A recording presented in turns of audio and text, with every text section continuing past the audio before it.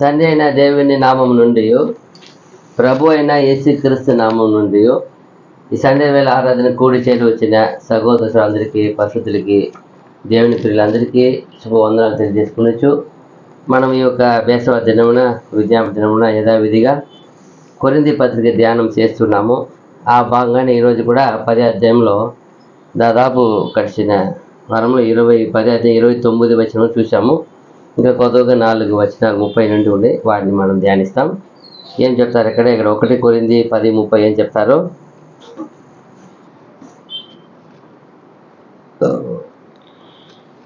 నేను కృతజ్ఞత పుచ్చుకునిన ఎడల నేను దేని నిమిత్తము కృతజ్ఞతాస్తుతులు చెల్లించుచున్నానో దాని నిమిత్తము నేను దూషింపబడనేలా.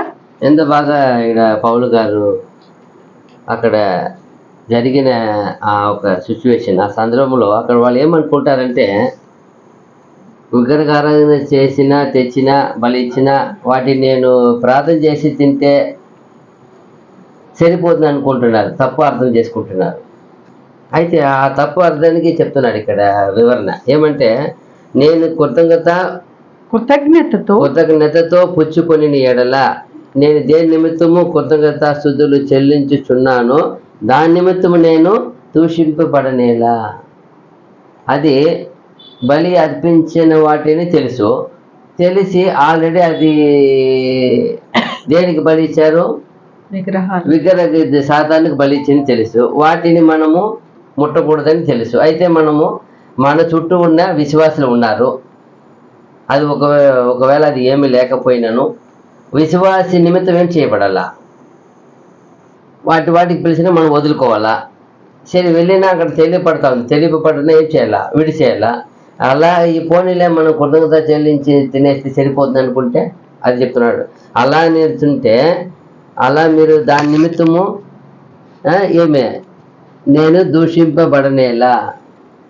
ఈయన ఏమి దేవుని బిడ్డ అంట, ఇలా చేస్తున్నాడు అని ఏమొస్తుంది? దేవుని కొరకు దేవునికి ఏమొస్తుంది? నీకు చెడ్డ పేరు, దేవుని నామానికి మహిమ రాదు. అది చెప్తున్నాడు ఇక్కడ. ఒకవైపు దేవునికి స్తోత్రం చెల్లించిన ఆ ఒక ఆహారమును తింటే, ఇంకా ఒకవైపు చూసినప్పుడు వేరే ఒక సహోదరుని యొక్క విశ్వాసాన్ని బాధపరిచేది, సహోదరుని యొక్క మనసును బాధ పెట్టేది అవుతుంది. కొత్తగా వచ్చాడు. ఇవి రెండు కూడా కృతజ్ఞత చెల్లించడము, సహోదరుని బాధ పెట్టేది. ఇది వచ్చి ఏమి అభ్యంతర కారణమైనది. ఇది చెప్పాలంటే ఇది అభ్యంతరం కలగజేసే విధము కదా. అదే పౌలు చెప్తున్నాడు. ఏమని? ఒక వస్తువు మీరు అనుభవించడానికి చట్టపూర్వమైన హక్కు అధికారం ఉన్నను. ఒక వస్తువుని, ఏదో ఒక వస్తువుని మీరు చట్టపూర్వకంగా అనుభవించడానికి అధికారము, హక్కు కలిగి ఉన్నను. ఆ వస్తువు ఒక విశ్వాసాన్ని పడగొట్టే విధంగా ఉంటే వాటిని వదులుకునేది, విడిచిపెట్టేది మేలు అంటాడు. ఏమి నాకు హక్కు లేదా అంటాము. మనకేముంది అంటాము? నీ హక్కు లేదా? అదే అండి, 10 మంది ఒక చోటికి వెళ్ళాం. ఈరోజు తీర్మానించుకున్నాం, మనం మార్నింగ్ వెళ్తామండి, కొన్ని ప్రాంతానికి వెళ్తాము, అక్కడ రోజు గడిపేసి సాయంకాలం వస్తాము అనుకున్నాం. ఇప్పుడు 10 మందిలో ఒక ఆయన అంబిలి తెచ్చాడు, ఒక ఆయన రోటి తెచ్చాడు, ఒక ఆయన బిర్యానీ తెచ్చాడు, ఒక ఆయన సర్దికూడు తెచ్చాడు. అందరూ నాకు కలిగిన వాటిని కూర్చొని ఆ సర్దికూడు, ఆ అంబిలి తాగేవాడి మధ్య మనం బిర్యానీ తింటే తగునా? బిర్యానీ మనకు హక్కు అండి, మనకు సౌకర్యం కలిగింది, తినవచ్చు. కానీ ఎక్కడ తినాలా? మీరు ఎక్కడ చేయాలి మీరు ఆ పనిని? ఇప్పుడు ఒకవేళ అక్కడ పోయినప్పుడు ఏం చేయాలి? అందరూ ఏం చేయాలా? పంచాలా? లేదండి, నేను కష్టపడి, నాకు ఇష్టపడి, చాలా ఆశపడి బిర్యానీ చేసుకొచ్చానండి, వాళ్ళు తినండి అన్నప్పుడు ఆ సర్దుకూడు తినేవాడి మధ్య, అంబలి తాగేవాడి మధ్య మనం బిర్యానీ తింటే ఇది తగునా? ఇది మనము ఒకే ఐక్యత, సహోదరులు చెప్పడానికి తగునా? అది చెప్తున్నా ఇక్కడ. ఏమంటున్నాడు? మీరు అభ్యంతర కారణంగా ఉండకుండా ఒక వస్తువు అనుభవించడానికి మీకు చట్టపూర్వకమైన అధికారం, హక్కు కలిగి ఉన్నాను. ఆ వస్తువు ఇంకొక విశ్వాసాన్ని పడగొట్టే విధముగా ఉండిన ఎడల ఆ వస్తువుని వదులుకోవడము, విడిచిపెట్టడము మంచిది అంటాడు. ఇప్పుడు ఏమని ఉంది దీనిలో? మన సొంత ఆశ ఇచ్చనేం చేయబడాల. ప్రభు వాళ్ళు ఏం చేయబడాలా, తోసివచ్చేయాలా, అదిదా ఉపేక్షించాలా, అదిదా ఏమంటారు సంఘ ఐక్యతకు తగిన విశ్వాసం, ప్రభు విశ్వాసం అదిదా. ప్రభు అలా ఉన్నారు. ప్రభు ధనవంతుడండి, ప్రభు చాలా కోట్ల కొలది వాల్యుబుల్ కలిగిన వ్యక్తి, ఆయనకి లేని వాడు కాడు. అయితే మన నిమిత్తం దరిద్రులని తెలిసి ఆయన ఎలా వచ్చాడు, ఆయన సమస్తం ఏం పెట్టేశాడు, ఆయన విడిచిపెట్టేశాడు. ఎందుకు విడిచిపెట్టాడు? నేను పోయే వాళ్ళు ఎటువంటి వారు, దరిద్రులు, ఏమి లేనివారు, ఏమీ లేనివారు. అందుకాబట్టి మన వల్లనే వచ్చాడంట. ఆయనే కదా సృష్టించింది. భూమిలో ఉన్న మనుషుల పాపం అయిపోతే ఎలా అయిపోతుందని తెలియదు ఆయనకి, తెలుసు కదా. అందు నిమిత్తము ఆయన ఐశ్వర్య సంపన్నుడై ఉండియు మన నిమిత్తం ఏమైనా దారిద్ర్యం పుచ్చుకున్నాడంట. ఎందుకు పుచ్చుకున్నాడు? ఎందుకంటే మనం ఇప్పుడు ఒక ఉన్నతమైన వ్యక్తి వచ్చి ఆయన పక్కన పోతామా? ఆయన మన దగ్గరికి వచ్చినా మనం ఆయన ఎత్తికి వెళ్ళినా ఆయనకి ఈక్వల్గా పోగలుగుతామా? పోలేము. అయ్యగారు కూర్చొని అంటాం, అయ్యగారు ఏమని అంటాం. అదే మనకి ఈక్వల్గా ఉంటే అతను ఏమవుతాం మనము? ఏం బా మన మరి పని చేయడానికి వచ్చినావా? అవును. ఇప్పుడు చూడు, ఆ ఎమ్మవు మార్గంలో వెళ్ళి వారికి ఎలా కనపడాడు ఆయన? ప్రయాణం చేసేవాడుగా మార్గదర్శి కనపడ్డాడు. కాబట్టి వాళ్ళు ఇంత ఏం చేశారు? క్లోజ్గా సంభాషించారు. సంభాషించి ఏమంటున్నారు? నువ్వేమి అన్యుడిగా ఉన్నావా? ఎవరిని అనడం ఆ మాట? ఎవరిని అంటున్నారు? ప్రభుని అంటు. నువ్వేమి అన్యుడిగా ఉన్నావా? ఇక్కడ జరిగే కార్యం ఎంత గొప్ప, అంత ఏమైపోతుంది అంతా తల కింద జరిగిపోతుంటే ఎరిగిన వాడు మరి మాట్లాడతావే. ఆయన పరిపూర్ణుడు, ఎలా నవ్వుకుంటాడు లోపల. అయితే వాళ్ళు మాట్లాడే విషయం ఆయనకి ఎంతో సంతోషపడింది. ఏమని? యెరూషలేము గురించి, ప్రభు గురించి. అదిదా, వీళ్ళు ప్రభు నన్ను గురించి మాట్లాడుకున్నారు, అందుకే ఆయనతో పోయినారు. ఆయన నన్ను గురించి మాట్లాడుతున్నారే, అది చాలా ఆనందపడ్డాడు ఆయన. ఆయన ఏం చేశాడు? కొన్ని విషయాలు ఏం చేశాడు? ఆయన వివరించాడు. ఆయన వాళ్ళ హృదయం ఏం చేశారంట? మండించాడు. చాలా ఆశ్చర్యంగా ఆ వెలుగుని, సత్య వెలుగు మండించారంట. అదే ఇక్కడ చూస్తున్నాడు. మనకు హక్కు ఉంది, నాకు అధికారం ఉంది, నాకు ఇష్టం ఉంది, నా ఆశ, నా ఇష్టము, నా ధనము, నా సౌకర్యము, నాకు సౌకర్యం కలిగింది అన్నప్పుడు ఆ సౌకర్యాన్ని నీ ఒంటరితోనూ నీ కుటుంబంతోనూ చేయాలి తప్ప బహిరంగంగా బయట సగోదరుని ఏం చేయకూడదు. నువ్వు గొప్పతనాన్ని వాడరాదు, చూపరాదు, చేయరాదు. అక్కడ వాళ్ళు ఇష్టంగా ప్రభు ఎలా వచ్చి చేసి అలా చెప్తున్నాడు. ఇక్కడ కూడా ఏం చెప్తున్నాడు చూడండి. అలాగే ఎందుకంటే ఒకడు తాను కలిగిన స్వాతంత్రాన్ని ఇంకొకరి ద్వారా దోష ఆరోపణ పడేదానికి అవకాశం ఇవ్వకూడదంట. ఈయన కలిగిన స్వాతంత్రం, నా కలిగిన హక్కు, నా కలిగిన స్వేచ్ఛ, ఏమంటారు ఫ్రీడమ్, ఇంకొకరి ద్వారా దాన్ని దోష ఆరోపణ చేయడానికి చోటు ఇవ్వకూడదు. ఎందుకు చోట? ఇలా చేస్తే అయిపోతుంది కదా. వాళ్ళకి ఏముందప్ప, వాళ్ళు ఏమంటారు, వాళ్ళు కలిగింది వాళ్ళు చేస్తారు, వాళ్ళు గొప్పగా చేస్తారు. అదే ఇక్కడ చూడవచ్చు. అలా చేయకుండా అప్పుడు ఈ సందర్భంలో మన ఒక సున్నితిని, మన సొంత ఆశని తుణీకరించేది, వదిలిపుచ్చేది గొప్పదంట, చిరందదంట. ఏమంటే భాగ్యం అంట, గొప్ప భాగ్యం. ఇది యేసుప్రభు చేసిన త్యాగానికి వస్తుంది. ఆయనకు గొప్ప కలిగి ఉన్నాడు. అయితే మనుషుల కొరకు ఏం చేశారు? ఆయన గొప్ప త్యాగం చేశారు. ఆయన అది చెప్తున్నాడు ఇక్కడ. మన కలిగిన స్వాతంత్ర్యాన్ని ఇంకొకరి ద్వారా దోష ఆరోపణ చేయడానికి చోటు ఇవ్వకుండా మన కలిగిన స్వాతంత్రాన్ని తోసిపుచ్చేది గొప్పది, ధన్యత, భాగ్యము. ఎందుకంటే ఒక వస్తువు కొరకు కృతజ్ఞత చెల్లించి మనం భుజించి ఇంకొకరి ద్వారా దోషాపరణ చేయబడేటి కంటే ఆ ఒక వస్తువుని వదిలివేసేది గొప్ప భాగ్యము, ధన్యత. ఇప్పుడు మన కలిగిన హక్కు వల్ల ఒక వస్తువుని మనము కృతజ్ఞత చెల్లి తినేస్తాం, మనకు తినేస్తాం. ఓకే, ఎదుటివాడు ఎక్కడో ఒక విగ్రహారాధకుడు పంతి పిలిచారు, తినేశారు. బయట ఉండి చూసేవాడు, అక్కడి నుంచి బయట నుంచి మనం వస్తున్నాము, ఏమి ఈయన సేవకుడు బయట వస్తున్నాడు అంటే ఇక్కడ ఏం జరిగింది? అక్కడ బంతి బంతిలో ఈయన వచ్చి బయట వచ్చి కడగతా ఉంటే చూడరా? చూడప్పుడు ఏమవుతుంది? అది ఎదుటి మంచి విశ్వాసం ఏమైపోతాయి? మనం పోకూడదు అని నిర్ణయించి బయట ఉంటే ఈయన లోపల బయట వస్తున్నాడు. ఇప్పుడు వాడికి ఏమైనట్టు అయిపోతుంది? ఇది మనం పోవచ్చా? మన అయ్యగారే పోయినారు, ఇప్పుడు మనం ఏం చేయవచ్చా? ధైర్యం వచ్చేస్తుంది కదా. అది చెప్తున్నాడు ఇక్కడ. ఒక మనిషి నీ యొక్క స్వాతంత్రం వల్ల అతను నువ్వు కృతజ్ఞత చెల్లించి చేయడం వల్ల అతను ఏమైపోతుంది ఆయన విశ్వాసము.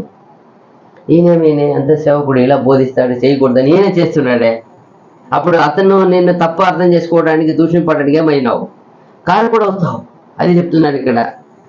అప్పుడు ఇంకొకటి, అతని నీ యొక్క స్వాతంత్రం వల్ల అతని యొక్క హృదయ బాధింపు పట్టావంట, బాధ పెట్టావు. అయ్యో ఇది ఏమాత్రం చేయకూడదని మనకు దేవుడు వాక్యం చెల్లుతుంది. ఏది ఇలా చేశారా? మన స్వాతంత్రం వల్ల మనము సొంత స్వాతంత్రం అనుభవించే దానికంటే మన కృతజ్ఞత చెల్లించేది ఎంత తప్పైన విషయం అయిపోతుంది. దేనికి కృతజ్ఞత చెల్లించాలా? అలాంటి తప్పైన వస్తువు కొరకు ఆధారం కొరకు ఏం చేయకూడదు. మనం పోయి థ్యాంక్స్ చెప్పకూడదు. అది కృతజ్ఞత చెల్లిస్తే దేవునికి అవమానకరం అయిపోతాయి. అది మనమే తప్పు, అది ఆయనకి అవమానకరము. ఆయనకి అది ఆయన ఏలనపరిచినట్టంట. ఆయన ఏం చేసినట్టంట? ఏలనపరిచినట్టంట. చూడండి ఎంత బాగా చెప్తారు చూడండి. అలా ఎదుటి వాడిని బాధ పెట్టి మన స్వార్థాన్ని అనుభవించి తగునా ఆయన అడుగుతాడు. అలాంటి తప్పుగా కృతజ్ఞత చెల్లించి మన సొంత లాభం పొందతగునా 4 ప్రశ్నలు వేస్తాడు ఆయన. అలాంటి కృతజ్ఞత చెల్లించి మన పవిత్రతను తక్కువ చేసుకోవడం తగునా? ఇప్పుడు ఏమైపోతాయి? నువ్వు పవిత్రత ఏమైపోతుంది? తగ్గిపోతుంది. అది చెప్తున్నాడు. అలా కృతజ్ఞత చెల్లించి నా యొక్క పవిత్రతను తగ్గించడం తగునా? అలాగా ఒక సామెతలాగా ఒక ఎగ్జాంపుల్గా అయిపోయాడుగా తగునా? నేను ఏమైపోతున్నాను? చెప్తాడు కానీ జీవించుడు అని ఏమైపోతాను? నేను వాడుక భాష అయిపోతానంట.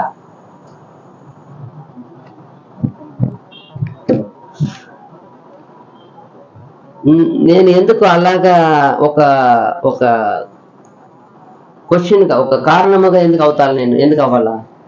నేను కృతజ్ఞత చెల్లించి నా స్వాతంత్రం కొరకు, నా ఇష్టం కొరకు, నా ఆశ కొరకు అలా నేను చేసిన వల్ల నేను అనేకులకు ఒక క్వశ్చన్ మార్క్ నిలబడతానంట. అతని పరిస్థితి ఏమి? ఇప్పుడు నన్ను గురించి ఎందరికి ఏమొస్తుందంట? సంఘంలో ప్రశ్నగా మిగిలిపోతానంట. ఇంతగా మనకు తెలిసి ఇలా చేసాడు అని ఏమవుతాడు? ఇప్పుడు ఏమవుతాడు? చూడండి ఎంత బాగా చెప్తాడు చూడండి. నా స్వతంత్రం అనుభవించడానికి ఎదుటివాడిని బాధ పెట్టి ఆ స్వతంత్రం అనుభవించే తగునా? ఎదుటివాడిని కొరకు నేను ఆ ఒక సంతోషం అనుభవించే కృతజ్ఞత చెల్లించే సరిపోవునా? నా సొంత ఆశ ఇచ్చల కొరకు నేను చేసేది తగునా? నా ఒక సొంత ఆశ ఇచ్చే కొరకు పవిత్రతను తగ్గించే తగునా? నేను ఒక సామెతలాగా నిలబడే తగునా? చెప్తాడు కానీ చేయడు. అతను చెప్పడానికి మాత్రమే చేయడు అని ఒక సామెత అయిపోతుందంట. తగునా?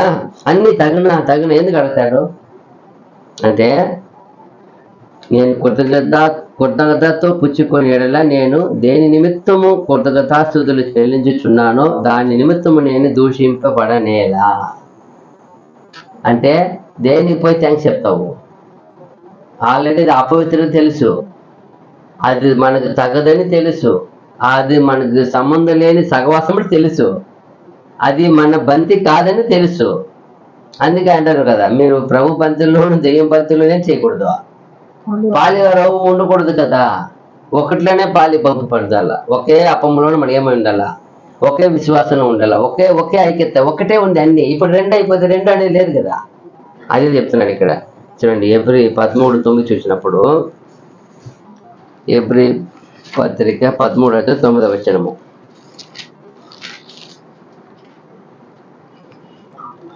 నానా విధములైన అన్య బోధల చేత త్రిప్పబడకుడి. అదిదా, నానా విధమైన అన్య బోధల చేత త్రిప్పబడకుడి. చాలా మంది నేను చూస్తూ ఉన్నాను, గమనిస్తుంటాను, వెళ్తుంటాను కదా. ఒక ఆయన దాదాపు 7 సంఘాలకు వెళ్తున్నాడు. ఏమంటే అతని దృష్టిలో ఆ సేవకుడు పేరు గొప్ప, ఈ ఊరు గొప్ప, ఈ బోధ గొప్ప, ఈయన ప్రేయర్ గొప్ప, ఆయన వాక్చాతుర్యం గొప్ప, ఆయన స్టైల్ గొప్ప. ఇంతే ఆయన చూసిందంతా. 7 సంఘాలకు వెళ్తున్నాడు, అన్ని చోట్ల అందరు కావాలి ఆయనకి. అని అంటాడు. అన్ని సత్యం అవుతుందా? ఈ లోకంలో అనేక బోధాలు ఉన్నాయి, అనేక మతాలు ఉన్నాయి. దాన్ని వివరంగా ఎస్పెషల్లీ క్రీస్తు సంఘంలో 2650 డినామినేషన్ ఉంది అంట. అన్ని బోధ ఒకటే అయిపోతాయా? అందరి దగ్గర బైబిలే కదా ఉంది. ఇది లోకం చూసేది. పోయి మా మా మా బంధువులు అంటే మా ఇంటికి చర్చ ఉంది, ఎడిగా పో, ఊరికి పోవాలా, ఎడిగా పోవాలి అంటే వాళ్ళ దృష్టిలో ఏమది? అన్నీ ఒకటే. మీ క్రైస్తవులు అంతే. వాళ్ళకి తెలీదు. ఒకరు తెల్ల బట్టలు వేసుకొని వస్తే క్రైస్తవులు ఉన్నారు, ఒకరు ఏదైనా వేసుకో, దాంతో పని లేదు. ఆత్మీయమైన అంత హృదయంలో కోరుకున్న అందం గురించే దేవుడు రాసేది. ఆ క్రైస్తవులు ఉన్నారు. విద్యలో ఉంది కదా. కొందరికి పాట ఆరాధన సంఘం ఉంది, కొందరు పాటకే ముఖ్యత్వం ఇస్తారు, ఆరాధనకి ముఖ్యత్వం ఇస్తారు. కొందరు పాటలు ముఖ్యం కాదు, అది కూడా పర్వాలేదు, వాక్యం ముఖ్యమని వాక్యంగా ముఖ్యత్వం ఇస్తారు. కొందరు రెండు ముఖ్యమని అది కొంత సమయం, ఇది కొంత సమయం ఇస్తారు. కొందరు వాక్యమే మొత్తం అని వాక్యానికే ఇస్తారు. 3 మెసేజ్ ఉంటాయి సంఘంలో. కొన్ని చోట్ల 10 పాటలు ఉంటాయి, కొన్ని చోట్ల గంట ఆరాధన ఉంటాయి, కొన్ని చోట్ల మనిషి సాక్ష్యం ఉంటాయి, మా అయ్యగారి సాక్ష్యం, జరిగిన సాక్ష్యం. కొన్ని అందరూ ముఖ్యమైన అందరికి టైం ఇచ్చి ఉంటారు. ఇప్పుడు ఏది డిసైడ్ చేస్తాం? అది చెప్తున్నాడు ఇక్కడ. ఏమంట? మీరు అన్ని బోధల చేత నానా విధములైన అన్య బోధల చేత త్రిప్పబడకుడి. భోజన పదార్థములను బట్టి కాక కృపను బట్టి హృదయము స్థిరపరచుకొనుట మంచిది. భోజనములను బట్టి ప్రవర్తించిన వారికి ఏమీ ప్రయోజనము కలుగలేదు. చాలు.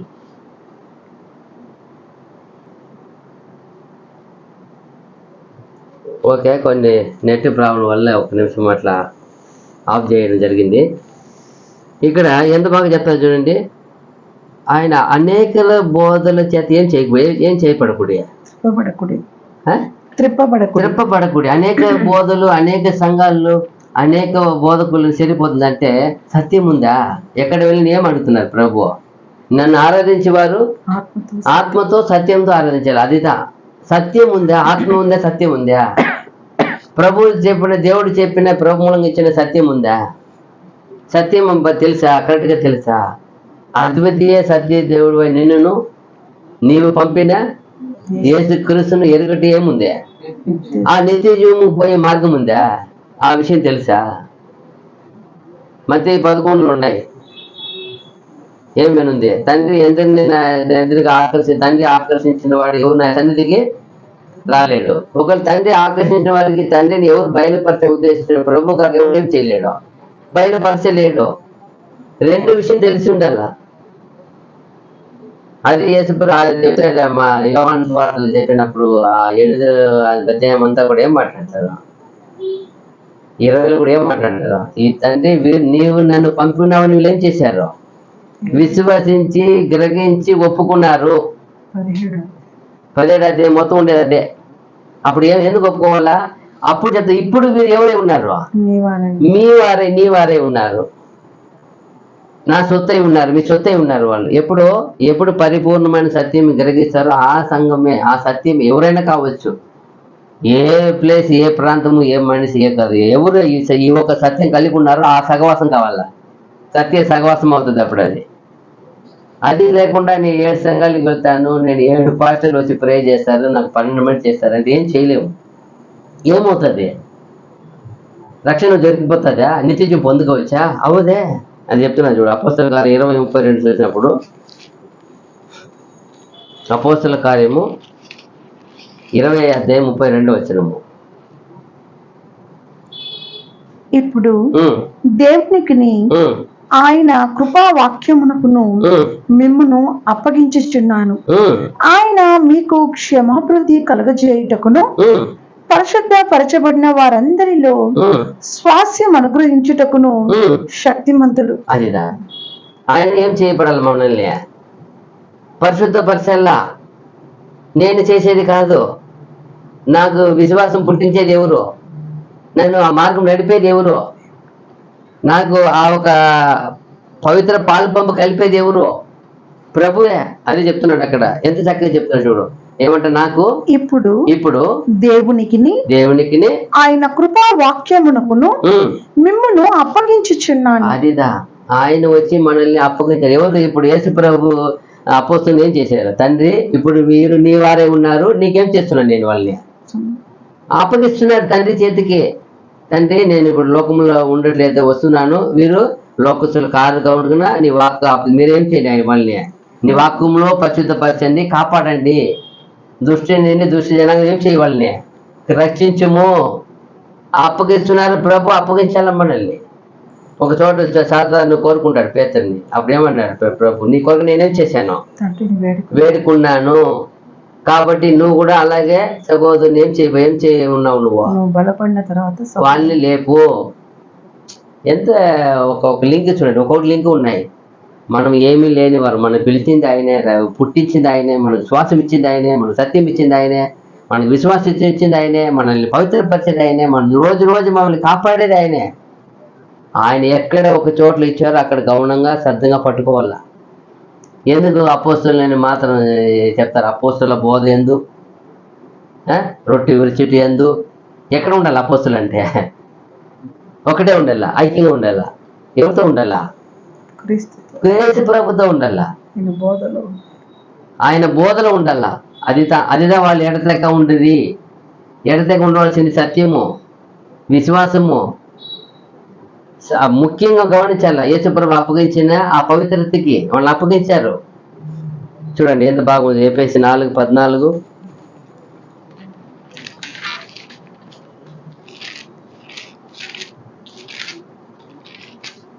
ఎఫెసీ పత్రిక 4:14 వచ్చిన. అందువలన మనం ఇక మీదట పసిపిల్లలమై ఉండి మనుషుల మాయోపాయముల చేత వంచనతోనూ తప్ప మార్గమునకు లాగు కుయుక్తితోనూ గాలికి కొట్టుకుని పోవునట్లు కల్పింపబడిన ప్రతి ఉపదేశమునకు ఇటు అటు కొట్టుకుని పోవచ్చు అలల చేత ఎగురగొట్టబడిన వారమైనట్లు ఉండక ఏమంట చూసారా? ఇటు అటు కొట్టుకొని పోయి అలలు, మరి ఇటు అటు కొట్టుకొని పోయి ఇంకొకటి ఏమంటారు? గాలికి కొట్టు వల్లే ఉండక ఎగరగొట్టబడిన వారమైనట్లు ఉండక అట ఉండకూడదు. ఏంటి ఏ బోధన, ఏ విషయం, అన్ని కావాలా. ఎవరు పిలిచినా వెళ్ళాలా. అది మనకు విశ్వాసం సరిపోతుందా? మన ప్రభు చెప్పిన సంఘానికి ఆ పవిత్ర గుణానికి సరిపోతుందా? మనము చాలా మంది చూస్తున్నాం, వాళ్ళు అలా అడిగారు, మనం ఈరోజు పోయి వాళ్ళతో వాకువాదించారు. రండి, వస్తాం, రండి, పోతాం.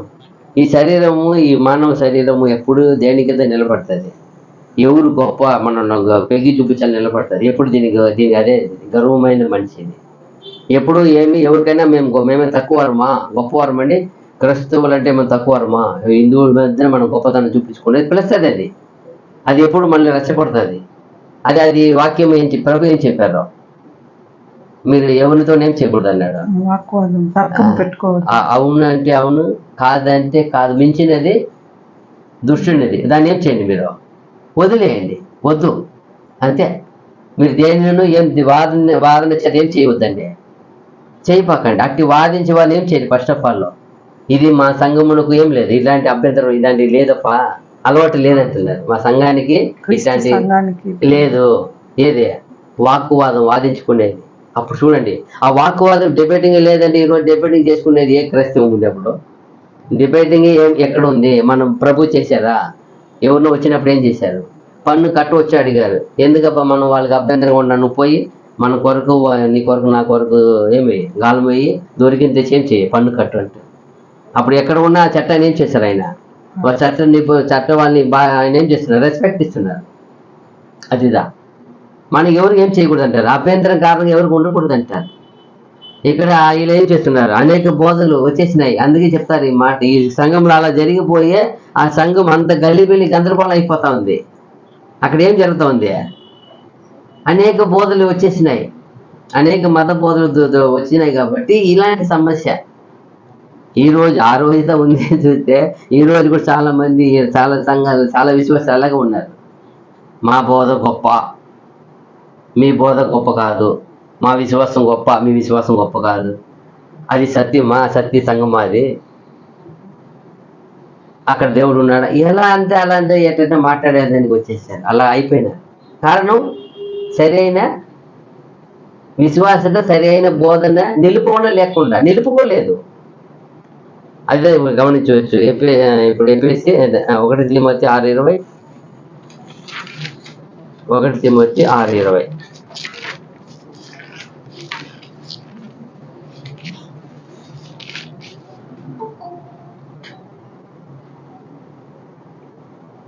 ఓ తిమోతి, నీకు అప్పగింపబడిన దానిని కాపాడి అపవిత్రమైన ఒట్టి మాటలకును జ్ఞానమని అబద్ధముగా చెప్పబడిన విపరీత వాదములకును దూరముగా ఉండము. ఏం చెప్పారు ఇక్కడ? ప్రభు ఆ పరిశుద్ధాత్మ ద్వారా అపోస్తలుల పౌలు ద్వారా తిమోతికి రాసి పంపిస్తున్నారు. చూడప్ప, ఓ తిమోతి, వార్నింగ్ ఇచ్చినట్టు ఉంది. ఎలా ఉంది ఇది? ఓ తిమోతి, నీకు అప్పగింపబడిన దానిని కాపాడి అపవిత్రమైన వట్టి మాటలకును. ఏమందా వట్టి మాటలంటే ఎలాంటివి? అది వ్యర్థమైన అపవిత్రంగా చెప్పేసింది ఇక్కడ. అపవిత్రమైన వట్టి మాటలు అన్నారు. రివర్స్ చేయండి. అంటే ఆ వట్టి మాటలు అపవిత్రమైనది అర్థము. అంతే కదా ఉంది అక్కడ. ఏమంట? అపవిత్రమైన వట్టి మాటలకు. మరి ఎందుకు ఆ మాట చెప్పాలా? ఆ మాట చెప్పాలా? ఆ వట్టి మాట అంటే ఏం మాట? అది అపవిత్రత. చదవండి మళ్ళా. జ్ఞానమని అబద్ధముగా చెప్పబడిన విపరీత వాదములకును. ఏమంట? ఇందాక చెప్పాను కదా, జ్ఞానమని అబద్ధముగా చెప్పబడిన విపరీత వాదములకును. విపరీత వాదములు. ఈ రోజు దేనికి నిలబడతాం? క్రైస్తవం దేనికి నిలబడి ఉంది? దేని నిలబడాలా? వాదములు కాదు మనం నిలబడేది. అపవిత్రమైన విపరీత వాదములంట. దానికి వేరే గొప్పగా చెప్పుకోవడం. ప్రభు ఏం చెప్పారు? విపరీత వాదములకును దూరముగా ఉండుము. ఏం చెప్పారు? దగ్గర ఉండి చూసుకోమన్నారా? ఎంకరేజ్ చేయమన్నారా? ఒక డిబేట్ చేసే అందరూ రండి, అన్ని కూడుకోండి, క్రైస్తవ సంఘం కూడుకోండి, అందరూ డిబేట్ చేయండి ఉందా? అట్టి వాటికి ఏం చేయి, నువ్వు దూరముగా పోండి, దూరంగా వెళ్ళిపోంటుంది. లాస్ట్ వెళ్ళిపోంటుంది. వద్దు. ఎలా అండి? ఇది ఏది సత్యం? ఇప్పుడు విపరీత వాదాన్ని పెంచుకునేది, వాదం పెట్టుకునేది, వాదించుకునేది, ఎవరి దగ్గర వాదించుకుంటూనే ఉండేది ఒకరి గురించి. ఏమి ఇది క్రైస్తవమా? ఇది క్రైస్తవ సంఘమా? సత్యమా? ఏం చెప్తున్నారు అక్కడ? ఓ తిమోతి, ఏం చెయ్యాలి? నీకు అప్పగింపబడిన దానిని కాపాడి. నీకేం అప్పగింపారు? పవిత్రత, పరిశుద్ధ ఆత్మ, సత్యం ఇచ్చారు. ఆ దేవుని ఒక నిజమైన వెలుగునిచ్చారు. దేవుని రాజ్య మర్మం ఇచ్చారు. ఎరుగుట మీకు అనుగ్రహం ఇచ్చారు మనకి. అది చాలు. అది ఏం చేయబడాలి? లాస్ట్ ఏం చేయబడాలా? కాపాడుకోవాలి. నీకు ఇచ్చిన విశ్వాసత, పవిత్రత, పరిశుద్ధాత్మ కాపాడుకోవాలా. అది వదిలేసి అది పోగొట్టే విధంగా కింద ఉండే మ్యాటర్ అంతా అదే. కాపాడుకొని అపవిత్రమైన వట్టి మాటలకును. ఇప్పుడు ఫస్ట్ నీకు ఇవ్వబడిన సత్యమును, విశ్వాసమును, పవిత్రతను కాపాడుకొని ఏం చెయ్య?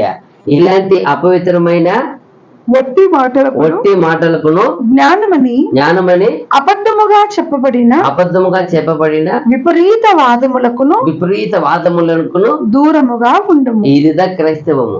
యేసు ప్రభు వచ్చి ఈ భూమికి వచ్చి అపోస్తలులకు నేర్పించిన సత్యం ఏమంటే, ఎవరి దగ్గర వాదించుకోపాకండి. ఆయన చేసిన గొప్ప కార్యం, వాళ్ళు ఎలాంటి వాళ్ళు? అప్పుడు అపోస్తలులు ఎంత గొప్ప కార్యం చేసేవాళ్ళు. ఎక్కడన్నా వాదించుకున్నారా? ప్రభు ఎక్కడన్నా సాధించారా? వాదించడం లేదు, సాధించడం లేదు. అలాగే నేర్పుతున్నారు సంఘాన్ని కూడా. మీరు వాదించవద్దని వెళ్ళిపోండి అంట, సాధించుకోవద్దండి. మీ సాధన ఎవరు చేస్తారు? మన సాధన మేము చేసామా లేదా అని ఎవరు తెలుసు? తండ్రికి తెలుసు, ప్రభుకి తెలుసు. దేవుని ఆత్మ వచ్చి ఒకరోజు చేస్తుంది. మనల్ని సాధన గురించి అప్పుడు లిస్ట్ వస్తుంది. యేసు ప్రభు లేపిన తర్వాత ఎన్ని సాధనలు మనకు కలిగింది కదా. అలాగా ఇక్కడ ఉన్నప్పుడు ఆయన ఏం చేయలే ఆయన. అలాగే చెప్తారు, మీరు సంఘమా, ఓ తిమోతి, ఇట్లా వాటి వట్టి మాటలకు, ఏమి విపరీతమైన వాదములకు ఏం చేయి? దూరంగా ఉండు. అదిదా సత్యం. ఎలా? ఇప్పుడు మనం చెప్తాం, అందంగా చెప్తాం, ప్రేమ ఉప్పొంగదు, ప్రేమ డంబముగా ప్రవర్తించదు. ఇప్పుడు ఈ వాదన పెట్టుకొని ఎట్ట మ్యాచ్ అవుతుంది? ఈ వాదించే వాళ్ళు దానికి కూడా మ్యాచ్ అవ్వగలుగుతారా? ఏం మ్యాచ్ అవ్వదు. యేసు ప్రభు మ్యాచ్ అవుతాయి. ఏంటంటే ఆయన ఏం చేయలేదు, అపోస్తలులకు మ్యాచ్ అవుతాయి, వాళ్ళు ఏం చేయలేదు. అప్పుడు నీకు నాకు, ఇప్పుడు మనం అంటాం ప్రేమ ఉప్పొంగదు, డంబంగా ప్రవర్తించదు, స్వప్రయోజనాన్ని కోరుకోదు, సత్యమందు సంతోషపడుతుంది, అసత్యం ఏం చేస్తుంది, ఇవంతా ఉంటుందంట. చాలా లిస్ట్ ఉన్నాయి. ఇప్పుడు ఇది డిబేటింగ్ వాదించి పెట్టుకునే వాళ్ళు మ్యాచ్ అవుదా? అప్పుడు ఎక్కడ సంతోషపడదు, దుర్లాభములు సంతోషపడదు, అన్నిటి సంతోషపడదు, ఎట్లా? అన్నిటినీ సగించును, అన్నిటినీ తట్టుకోను, అన్నిటినీ తాలుకోను. ఎక్కడ తాలుకునేది? అన్నిటినీ సగించును. ఇప్పుడు వాళ్ళు అన్నారు, మనం బదులుగా అంటాం, ఏమైపోతాయి ఒకటి కొట్టి ఎక్కువ అవుతుందా లేదా? ఇప్పుడు తట్టుకునేది ఎక్కడ ఉంది, తాళుకునేది ఎక్కడ ఉంది, ఓర్మి ఎక్కడ ఉంది, సగనం ఎక్కడ ఉంది? మీరు డిబేటింగ్ పెట్టుకున్న వాళ్ళకి ఈ వాక్యము నెరవేర్చలేరు. ఫెయిల్ అయిపోతుందా? ప్రేమ అన్నిటినీ ఏం చేస్తుందా? సగించుతుంది. ఎక్కడ సగించేది ఉంది? అదిదా మనం ఇది యేసు ప్రభు అదే చెప్పిన విషయాన్ని అర్థం చేసుకుని చాలా కష్టం. అది చూస్తున్నాం మనం. ఇప్పుడు 31 వచ్చినము, 1 కొరింథీ 10:31. కాబట్టి మీరు భోజనము చేసినను పానము చేసినను మీరేమి చేసినను సమస్తమును దేవుని మహిమ కొరకు చేయుడి. ఎందుకు ఇలా చెప్తారు పౌలు? కాబట్టి మీరు భోజనము చేసినను పానము చేసినను మీరు ఏమి చేసినను సమస్తమును దేవుని కొరకు చేయుడి. అక్కడ మహిమ కొరకు చేయుడి, దేవుని మహిమ కొరకు చేయుడు. ఎందుకు ఇలా చెప్పేశారు? 2 విషయము చెప్పి 3వ అన్ని కలిపేశారు. ఫస్ట్ మీరు భోజనం అన్నారు, తర్వాత పానం అన్నారు, పానం తర్వాత మీరు ఏమి చేసినను అన్నీ వచ్చేసినాయి. ఏమి మీరు మాటలు కావచ్చు, మీ చూపు కావచ్చు, మీ నడత కావచ్చు, మీ వస్త్రం కావచ్చు, మీ అలవాటు కావచ్చు, మీ ఆలోచన కావచ్చు, ఎవ్రీథింగ్. మీరు ఏమి చేసినను, మీ వ్యాపారం కావచ్చు, మీరు ఎవరిని పని చేశారు కావచ్చు, పని ఎన్ని ఎవ్రీథింగ్. ఎందుకంటే ఈ యొక్క వచనము క్రీస్తు ఒక సమాజాన్ని, ఒక కట్టుదిట్టాన్ని, ఒక పవిత్రతని పునాదిగా ఉన్నది ఈ వాక్యం. ఎలా ఉంది? ఈ విశ్వాసులకి ఈ వాక్యము వాళ్ళు ఒక ఒழுకం అంటారు, ఏమంటారు, వాళ్ళు ఒక క్రమ పద్ధతికి ఇది పునాది వంటి వాక్యం, పునాది వంటి ఒక ఆలోచన ఈయన ఇచ్చేది. ఈరోజు క్రైస్తవానికి ఇదా. ఎందుకంటే మనం ఏమి చేసినాను అది తాత్కాలికంగా ఉండవచ్చు, ఒక టిఫినే కావచ్చు. టిఫిన్ ఎలాంటిది? ఒక ఒక ఒక ఒక రోజు అవసరం అది అది ఎలాంటిది? నిమిత్తం మాత్రము, జస్ట్ ఒక అవసరం, ఒక టీ తాగడం, ఒక నిమిత్తం, ఒక జస్ట్ అయిపోతుంది. అయితే అదైనా సరే ఒక గొప్ప క్రియ, ఒక పెద్ద ప్లాన్ చేశారు, శాశ్వతంగా ఉండాలా అనే ఒక పెద్ద నిర్మించడం, ఒక కట్టడమే కానీ ఇప్పుడు అల్పమైన కార్యం ఉంది, గొప్ప కార్యం ఉంది కదా. అది చెప్తున్నాడు. ఒక చిన్న కార్యం కావచ్చు, పెద్ద కార్యం కావచ్చు, మన తినేది కావచ్చు, మాట్లాడేది కావచ్చు, మనం ధరించేది కావచ్చు, ఇలాగా అనేక కార్యములు మన అన్నిటిలోనూ సాక్షిగా ఉండాలంట. అన్ని కార్యములు మీరు ఏదైనా చేసినా సరే, బడి చేసినా. ఎందుకంటే ఒక క్రైస్తవ ఒక జీవితము అంతా కూడా దేవుని మహిమ కొరకు ఉండాలనేదే ఈ యొక్క విషయం. ఎందుకు అన్నప్పుడు ప్రతి విషయంలో కూడా ఈ శరీరంలో నియమించిన ప్రతి కార్యానికి ఆత్మీయమైన విషయానికి ఛాయగా ఉందంట. ఎందుకు ఇలా చేయవద్దంటారు? ఇదంతా ఎక్కడ మ్యాచ్ అవుతుంది? ప్రభుకే. ఇప్పుడు చూడండి, ఇక్కడ ఆకారం ఉంది, ఈ ఆకారము ఇంకా ఆత్మీయ విషయం ఏముంది? శరీరం అనే ఆత్మీయమైన ఆకారం ఉంది. ఇప్పుడు శరీరమైన పానం ఉంది, ఆత్మీయమైన పానం ఉంది. శరీర స్థానం ఉంది, ఆత్మీయమైన స్థానం ఉంది. శరీర వస్త్రం ఉంది, ఆత్మీయమైన వస్త్రం ఉంది. చూడండి, అన్నిటికీ అదే చెప్తున్నాడు ఇక్కడ ఈ సేవకుడు.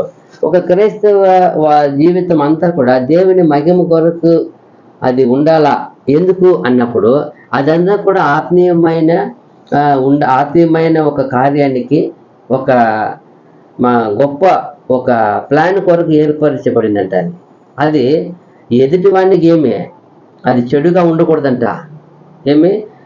ఎదుటివాడికి అది వాడిని ఒక విశ్వాసాన్ని పోగొట్టే విధంగా ఉండకూడదంట, మేలు కొరకు ఉండాలంట చెప్తున్నాడు ఇక్కడ. మన ఒక ఆశ ఇష్టల కార్యాలు క్రియలు అంతా కూడా మన స్వార్థం కొరకు కాదంట. అది ఎదుటివాడిని మేలు కొరకు ఉండాలంట. చూసినప్పుడు అందువలన మీరు ఏది చేసినాను అది తినేది కానీ తాగేది కానీ ఏదైనా సరే, ఎందుకు అలా చెప్తారంటే ఆ ఆహార పద్ధతులు, ఆ పాన పద్ధతులు, ఆ శరీర క్రియలు అంతా కూడా ఆత్మీయమైన ఒక సూచనగాను, ఆత్మీయమైన గొప్ప ఆత్మీయమైన ఒక గుర్తుగాను నియమించాడంట దేవుడు. అదంతా కూడా ఆత్మీయమైన గుర్తులంట, సింబాలిక్గా చెప్తారంట. అది ఎందుకంటే ఇప్పుడు మాట్లాడేటప్పుడు వచ్చి యేసుప్రభు శిష్యులతో మాట్లాడు, మీరు పుల్లని పిండి గురించి జాగ్రత్త పడేది అంటాడు. అక్కడ పిండి గురించి మాట్లాడతారా? ఏ పిండి గురించి చెప్తారు ఆయన? పరిసయ్యులు సదుకాయల గురించిన బోధన ఎక్కడ కంపేర్ చేశారా? పులిసిన పిండి అన్నారు. మీరు పులిసిన పిండి గురించి జాగ్రత్త పడంటే మీటింగ్ మాట్లాడేటప్పుడు ఇదేంటి, ఇది ఆడవాళ్ళు చేసే వంట పుల్లని పిండి గురించి, రొట్టి, ఆ కాలం రొట్టి ఫ్యామిలీ రొట్టి గురించి మాట్లాడతారు ప్రభు అంటే అప్పుడు ఏమనుకుంటారు? అప్పుడు వచ్చి వాళ్ళు అడుగుతారు, ప్రభువా మీరు చెప్పింది ఎవరి గురించి అని. ఇంకా మీరు గ్రహించలేరా? పరిచయాలు సర్దికాయలు మాటలు బోధ గురించి ఏం చేయండి. అప్పుడు ప్రభు మాట్లాడే ప్రతి మాటకి ఏం అర్థం ఉంది? దాదాపు మనం చూస్తున్నాం కదా 36 ఏమున్నాయంట పేరాపరిచ ఉపమాన రీతిగా మాట్లాడిన కథలు ఉన్నాయి. అదంతా కూడా అన్ని ఏం చేయబడింది? పరలోక విషయాన్ని ఏం చేర్చిపెట్టారు? మర్మముగా దాచిపెట్టే మాటలు అవి. అలాగే ఇక్కడ కూడా ఆ అన్నపానం అంటే ఏదో కాదు, దాని ఆత్మీయమైన ఉంది. కాబట్టి మనం అన్నిని ఇక్కడ సరిగా పాటిస్తేనే అది ఏం చేయబడుతుంది? ఆత్మీయ రీతిగా మార్చబడుతుంది, తీర్చబడుతుంది. అది చెప్తున్నాడు.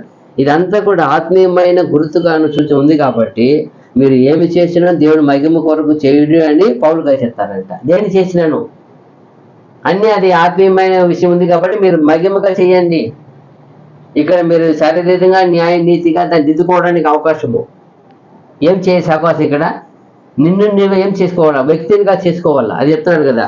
కాబట్టి మీరు భోజనము చేసినను పానము చేసినను మీరు ఏమి చేసినను సమస్తమును దేవుని మహిమ కొరకు చేయుడి. అప్పుడు దేవుని మహిమపరచాలి. ఇక్కడ ఏం చేయబడాలి? మనము అలవాటు పడాలా, ఆశపడాలా, నెరవేర్చాలా.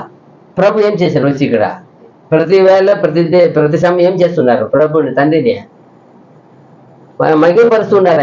ఆయన వచ్చి స్వస్థపరిచిన వాళ్ళు వచ్చినా కూడా మీరు పోయి తండ్రిని మహిమపరచండి అంటారు. నేర్పుతారు. అదిదా మహిమ. ఆయన దేవుని కార్యం చేస్తున్నారు. ఆ కార్యం వచ్చి చూసి ఈయన గణపతి చూస్తారు. నన్ను కాదు, దేవుని పోయి మహిమపరచండి. దేవుడు మోషేకి చెప్పుకున్నారు, కాணிక సమర్పించమని. ఆ ప్రకారం పోయి ఇచ్చేసి మీరు ఏం చేయండి? దేవుడు ఏం చేయండి? మహిమపరచుడి.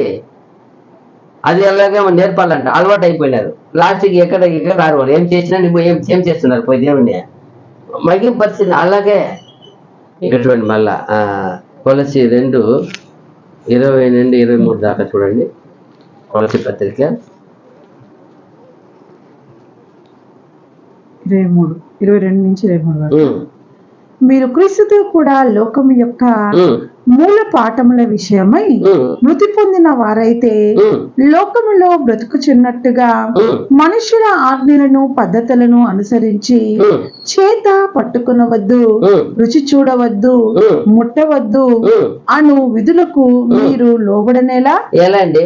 ఏమంటారు? ఈ రోజు కూడా సత్యం అంటారు, సంఘం అంటారు, సత్య సంఘం అది సత్యము. కానీ ఇంకా ఏం చేయబడుతుంది అక్కడ? మనుషులు పద్ధతులు, మనుషుల ఆచారం చేయబడుతుంది. ఇంకా పాటిస్తుంటే అప్పుడు వాక్యానికి ఇచ్చిన ప్రాముఖ్యత ఎక్కడ? ఇప్పుడు సత్యము సంఘము అన్నప్పుడు దేనికి ప్రాముఖ్యత ఉండాలి? ఏది జరగాలి అక్కడ? సత్యమే జరగాల. సత్యం బోధ వచ్చింది. సత్యం జరగకుండా సత్యం చెప్పి మనిషి అలవాటు చేసేస్తే అక్కడ ఆయన ఒక పద్ధతి ఉంటుంది. ఆ పద్ధతి చేస్తే ఎవరు పద్ధతి కావాలి అక్కడ? దేవుడు చెప్పిన యేసు ప్రభు ద్వారా ఇచ్చిన ఆ పద్ధతి కావాలా, ఆ క్రమం కావాలా, ఆ అలవాటు కావాలా, ఆ మాట నెరవేరాలి అక్కడ. అదిదా ఇక్కడ మనుషుల ఆచారం చేసేసి వాక్యం చదివేది దేవుని వాక్యము, అక్కడ చేసేది మనుషుల ఆచరణ. అది చెప్తున్నాడు. ఏం చెప్తున్నాడు అక్కడ? మీరు క్రీస్తుతో కూడా ఆ, లోకము యొక్క ఆ, మూల పాఠముల విషయమై ఉమ్. మృతి పొందిన వారైతే వారైతే లోకములో బ్రతుకుచున్నట్టుగా లోకంలో బ్రతుకుచున్నట్టుగా మనుష్యుల ఆజ్ఞలను మనుషుల ఆజ్ఞలను పద్ధతులను అనుసరించి అనుసరించి చేత పట్టుకొనవద్దు, పట్టుకొనవద్దు, రుచి చూడవద్దు, రుచి చూడవద్దు, ముట్టవద్దు ముట్టవద్దు, అను విధులకు ఉమ్. మీరు లోబడనేలా లోబడేలా, అవన్నీ వాడుకుండ చేత నశించిపోవును. ఉమ్, అటివి స్వేచ్ఛ ఆరాధన విషయములోను, ఉమ్, వినయ విషయములోను, ఉమ్, దేహ శిక్ష విషయములోను ఉమ్, జ్ఞాన రూపకమైనవని ఉమ్, ఎంచబడుచున్నవే కాని ఉమ్, శరీరేచ్ఛ నిగ్రహ విషయములో ఉమ్. ఏ మాత్రము ఎన్నిక చేయదగినవి కావు. చూసారా, పైన పైన వెలి వేషానికి వెలి వేషం చెప్పేది, మాటలు చెప్పేసే క్రియలు చూపించేది వెలి వేషానికి కాదంట. అదంతా ఆత్మీయమైన విషయాలు ఉన్నాయి, అది చెప్తున్నాడు. ఇంకా మీరు మనుషుల పారంపర్యాన్ని ఆచార్యాన్ని పాటించేది ఎలా? ఇక్కడ కూడా అలాగే ఉంది. చూడండి, ఎక్కడ వచ్చారు, కొరింథీ ఎక్కడ రాశారు పత్రిక, ఎంతకాలం అయింది యేసు ప్రభు తర్వాత, ఎంత గొప్ప సంఘం అయింది, ఇంకా అక్కడ ఏముంది, అక్కడ మనుషుల పారంపర్య ఆచారం ఉంది. ఇక్కడ అదే చెప్తున్నాడు. మీరు కూడా ఇంకా అక్కడి నుంచి వచ్చిన పరిస్థితులే ముట్టవద్దు, తాకవద్దు, రుచి చూడవద్దు, ఏం అన్నీ అదే వచ్చేది. ఎట్లా మనుషుల ఆచారానికి మనం పడిపోయామంటే దేవుణ్ణి ఆ సత్యాన్ని వదిలివేసినట్టు. మనం మనుషుల ఆచారాన్ని పాటిస్తున్నామంటే దేవుడిని సత్యవాక్కును మనం నెరవేర్చలేని వారం అవుతాం. ఇంకా క్వశ్చన్ మార్క్ అవుతాం మనం. వీడు ఎట్టివారు? శరీర సంబంధి, ఆత్మ సంబంధి. క్వశ్చన్ మార్క్ వస్తుంది. ఎందుకంటే శరీరానుసారమైన క్రియలు జరుగుతూ ఉంది. అప్పుడు ఆత్మీయమైన క్రియలు ఎక్కడ? ఆత్మీయమైన మాటలు ఉన్నాయి, ఆత్మీయమైన క్రియలు ఉండాలి కదా. అది కోరుకున్నాడు. మీ మాటలు మీ ఎలా ఉందో ఆ క్రియలు అలా ఉండాల. ఇక్కడ ఒకటి ఉంది, చెప్పేది ఉంది కానీ చేసేది లేదు, అది చెప్తున్నారు. మరలా అయిపోయిందా? రోమా 14:17, రోమా 14:17 వచ్చింది.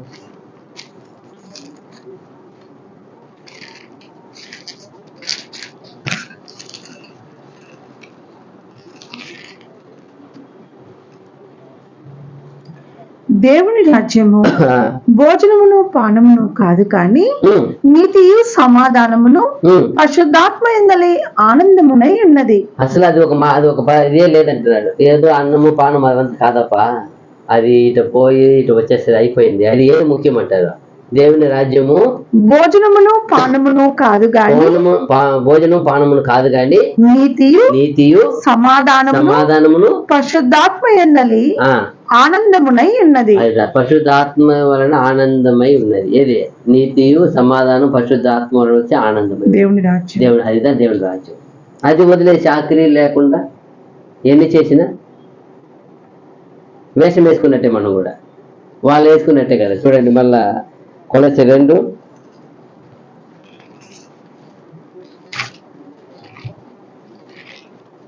16-17.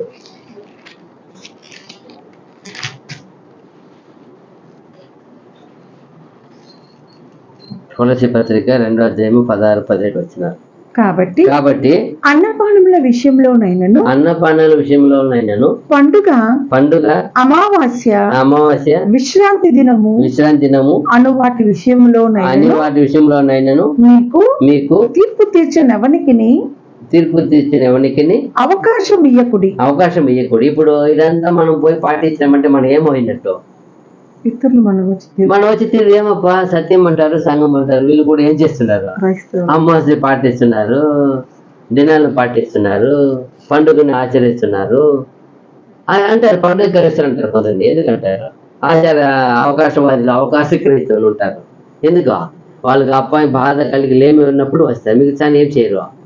అలాగా అయిపోయింది. ఇంకేం చేస్తారు? మళ్ళా ఇవి రాబో వాటి ఛాయే గాని నిజ స్వరూపము క్రీస్తులో ఉన్నది. ఇదన్నిటికీ, ప్రతి పండుగకి, ప్రతి అమావాస్యకి, ప్రతి దినమునికి విశేషం ఎవరు మూలం? దీనికంతా నిజ స్వరూపము యేసు క్రీస్తులో ఉంది. దీని భావం అంతా.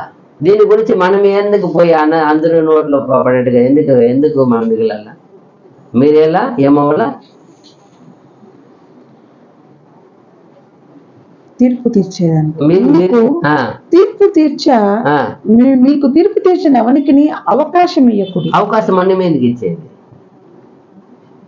మనమే చెప్పేసి ఏమా విగ్రహారాధన చేయకూడదు, పండుగలంతా పోయి బలిగిలి తినకూడదు చెప్పి ఆడ పట్ల మంచిగా ఏముంటే ఏమవుతుంది ఇక్కడ? లేదప్ప, ఇంత గొప్ప బోధ చేశారు. అక్కడ పోతే ఇప్పుడు నేను ఏమైపోయినా, అందరికి ఏమైపోయినా 100 మంది కనుక తెలిసిన చెప్పిన వాళ్ళని 100 మంది నన్ను ఏమడతారు ఇప్పుడు? ఏమియా పెద్ద మనిషి, ఏం చేసినా, ఏం చెప్పినావు, ఏడు ఉన్నావు, పోకూడదు, చేయకూడదు, తినకూడదు అన్నావు, ఫస్ట్ నువ్వు వచ్చినావు అని ఒక మనిషి కాదంట, 8 మంది. అందరికి తీర్పుకి మనిషిగా అయిపోతాను సరే చెప్తున్నాడు. మీరు ఎలా అందరికి ఎందుకు తీర్పు ఇచ్చేవాళ్ళు అవుతారు? అటు వాడిని మీరేం చేయకూడే దూరంగా ఉండండి. అదా కొలసి 3:17 కూడా, కొలసి 3:17. మరియు మాట చేత గాని క్రియ చేత గాని మీరేమి చేసినను ప్రభువైన యేసు ద్వారా తండ్రి అయిన దేవునికి కృతజ్ఞతాస్తుతులు చెల్లించుచు సమస్తమును ఆయన పేరట చేయుడి. అదిదా అప్పుడు మహిమగా ఉంటుంది. ఎవరి పేరట చేసేదే? దేవుని పేరు.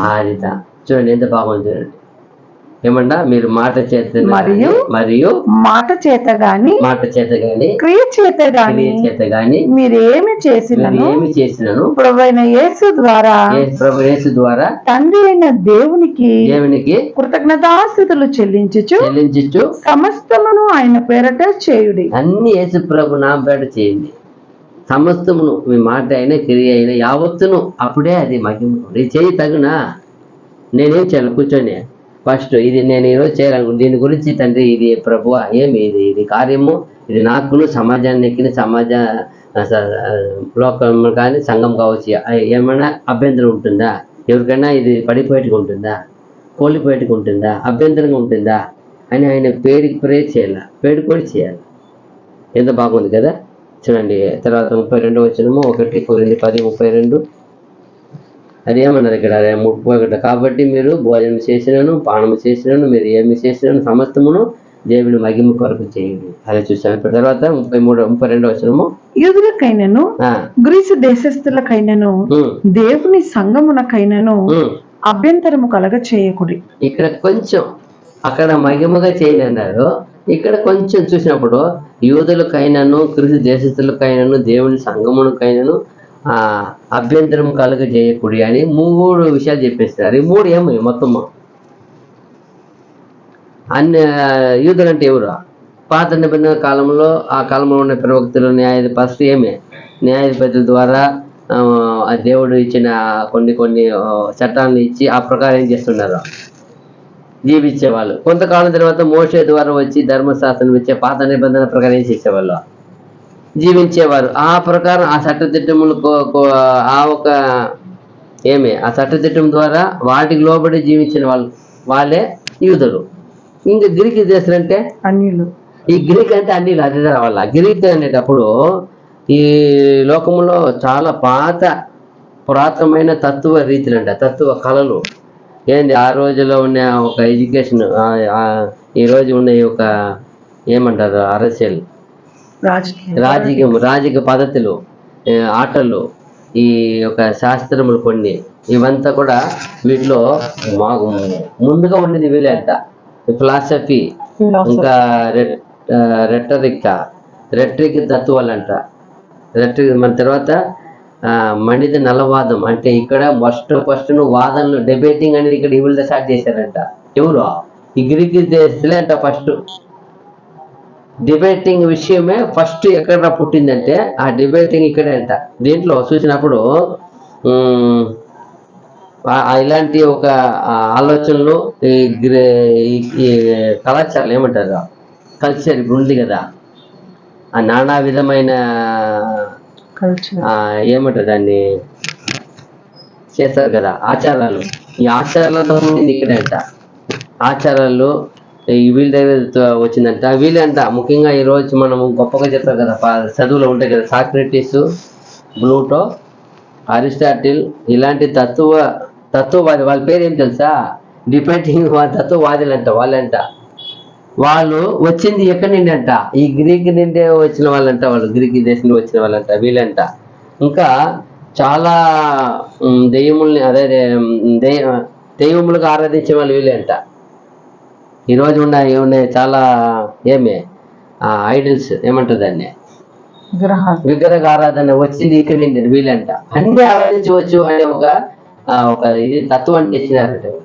అలాంటిది ఇంకా ఎన్నో విషయాలు ఇప్పుడు కలిగి ఉన్న నాగరికత అంటారు కదా, అయినా కొంచెం మట్టుగా అది మనుషులకి కొంచెం ఉపయోగం అయితే కొద్దిగా ఆత్మీయమైన నిజం ఎరగని వాళ్ళంట. వాళ్ళు ఆత్మీయమైన ఏమాత్రం ఏం తెలియదు వాళ్ళకి, లేదు. ఎందుకంటే అన్నీ ఒకటే అండి ఆరాధించేది కదా. ఏదైనా ఏమి చెట్టుని, పుట్టల్ని, జంతువుల్ని అన్ని ఆరాధించేదానికి పెట్టింది ఇక్కడ వీళ్ళంట. ఐడియల్ వర్షిప్ తెచ్చింది ఈ గ్రీక్ దేశాలు, అందుకే అన్ని చేతులు. ఇంకా చెప్పాలంటే ఆ గ్రీకులు మీరు కొట్టినప్పుడు ఆ పక్కన జంతువులను కూడా వచ్చింది, వాళ్ళు ఇలాంటి వారని అని ఏదైనా ఏం చేయవచ్చని ఆరాధించవచ్చు అని ఒక తత్వాన్ని తెచ్చారంట మీరు.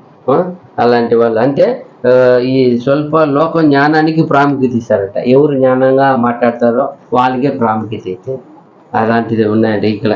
ఇది గ్రీకులు. తర్వాత దేవుని సంఘం అంటే కొత్త నిబంధన కాలంలో యేసు ప్రభు మాటని విశ్వసించి ఆ యేసు దేవుని కుమారుని ఎరిగి ఆ నిజ సత్యాన్ని ఎరిగి దాన్ని గ్రహించి ఒప్పుకొని సమర్పణ చేసి దేవుని ఒడంబడికతో జీవించే వాళ్ళంట వీళ్ళెవరు. ఇది దేవుని సంఘం. ఇది మూడవది. తర్వాత చూసినప్పుడు ఇంకేం చెప్తున్నాడు, దేవునికి సంఘమునకు అయినను అభ్యంతరం కలగజేయకూడదు అంటారు. ఏం చేయకూడదంట, ఏ ఒక్కరు మనం చేసే ప్రతి కార్యములో క్రియలు కూడా ఇది ఎదుటివాడికి శోధననా వేదననా మంచిదా అని ఏం చేయాలి. ఫస్ట్ ఆఫ్ ఆల్ ఎప్పుడు గమనించాలంట. మనం ఒక పని చేస్తామంటే ఈ పని వల్ల నా కుటుంబానికి, నా సంఘానికి, సమాజానికి ఏమైనా ఇది వేదన పుట్టిస్తుందా, బాధ పుట్టిస్తుందా, లేదా మేలు పుట్టిస్తుందా అని ఏం చేయాలి. ఫస్ట్ ఆఫ్ ఆల్ నేను దాన్ని ఎప్పుడు గమనించానంట.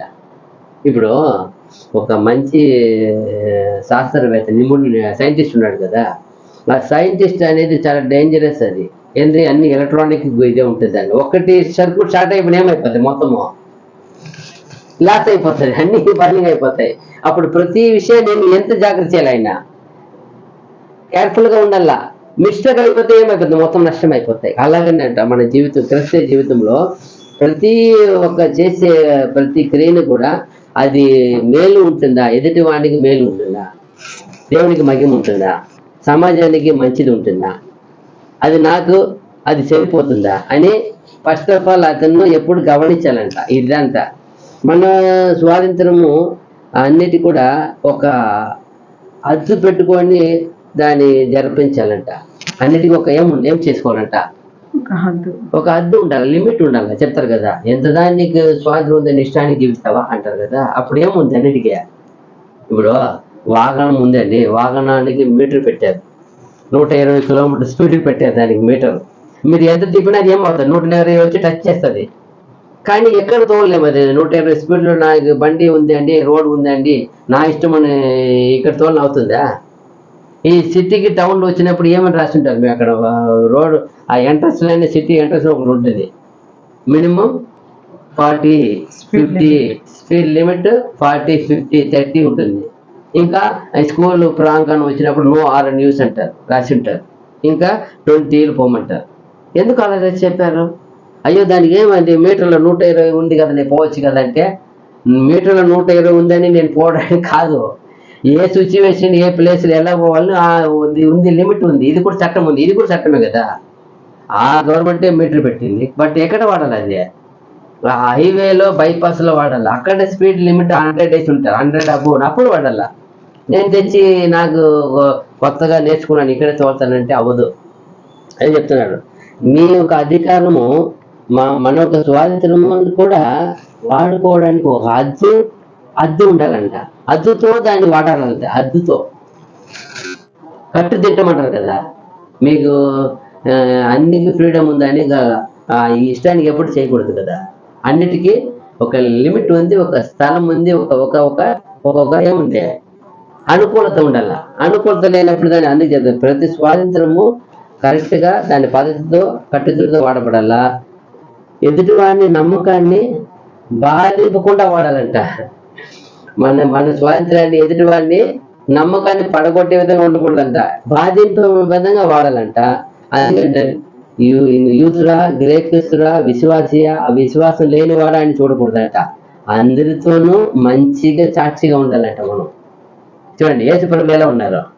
అన్యురాలు వచ్చారు, యూదులు వచ్చారు, పరిచయులు వచ్చారు, విశ్వాసులు వచ్చారు, దేవుడిని ఆయన పిలిచిన సేవకులు వచ్చారు, ఎవరు అపోస్తులు వచ్చారు. అందరితో ఎలా ఉన్నారు ఆయన? ఎవరో పోయే స్త్రీ వచ్చింది, ఎవరో స్త్రీ వచ్చి మాట్లాడినా కూడా ఏముండదు ఆయన. ఎవరు అందరితో ఒకే విధంగా జీవిస్తారు ఆయన. అందరికీ దేవుడిని పెట్టగా చేస్తున్నాడు ఆయన. చెప్తారు మీరు ఇది పిల్లలకి రొట్టె ముక్క కుక్క పిల్లలకి ఎట్లా వేసేదంటే ఆమె ఏమంటుంది, మీరు చెప్పింది నిజమే ప్రభు, ఒకవేళ బల్లలో తినేటప్పుడు కింద పడినప్పుడు కుక్క పిల్లలు తినాలి కదా అన్నప్పుడు అమ్మ నువ్వు పో, నీ విశ్వాసం గొప్పది. అప్పుడు ఏం చేశాడు? పిల్లలకి ఇవ్వాల్సిందే. ఆమె విశ్వాసం బట్టి ఆమెకి ఏం చేసినాడు? అడిగింది ఏం చేసినాడు? ప్రభువా ఇచ్చేశారు. అలాగే ఇక్కడ కూడా చెప్తున్నాడు, మీరు యూదురా, మీరు అన్యుడా, గ్రీక్, మీరు విశ్వాసియా, విశ్వాసం లేనివాడా అని లోకము చూసినట్టు లోకం ఏం చూసిందంట? హిందువు సహాయం చేస్తారంట. వాళ్ళు ఫస్ట్ ఎవరు ప్రవర్తిస్తారట. అదే ముస్లిం ఏం చేస్తారు? వాళ్ళకి ఏం చేస్తారు? వాళ్ళు ప్రార్థన నమస్కారం చేస్తారా? వాళ్ళు దృష్టిలో ఏం చేస్తారా? నమస్కరిస్తారు. అలాగంట చూడండి. అలాగే ఉన్న అయితే మీరు ఎవరికని యూదులని, అది ఆయన యూదులని, గ్రీకు చేస్తులని, విశ్వాసి అని, విశ్వాసం లేని వారని చూడక మీరు అందరితోనూ అందరి ఎడలను మంచి సాక్షిగా ఉండాలని మీరు తీర్మానించుకోండి, చేయండి. అందరితో సాక్షిగా, అందరితో సమృద్ధిగా ఉండాలని చేసుకోండి అంటారు. ఎంత గొప్ప విషయం కదా. అప్పుడు మన ఆలోచన, మీరు యూదులకైనాను, గ్రీసు దేశస్తులకైనాను, దేవుని సంఘములకైనాను అభ్యంతరం కలగకుండా చేయుడి అన్నప్పుడు అపోస్తలుల కార్యాలు 24:16 ఇంకొక పాయింట్ మనం చదివి ముగిస్తాం. ఎందుకు అవుతాము.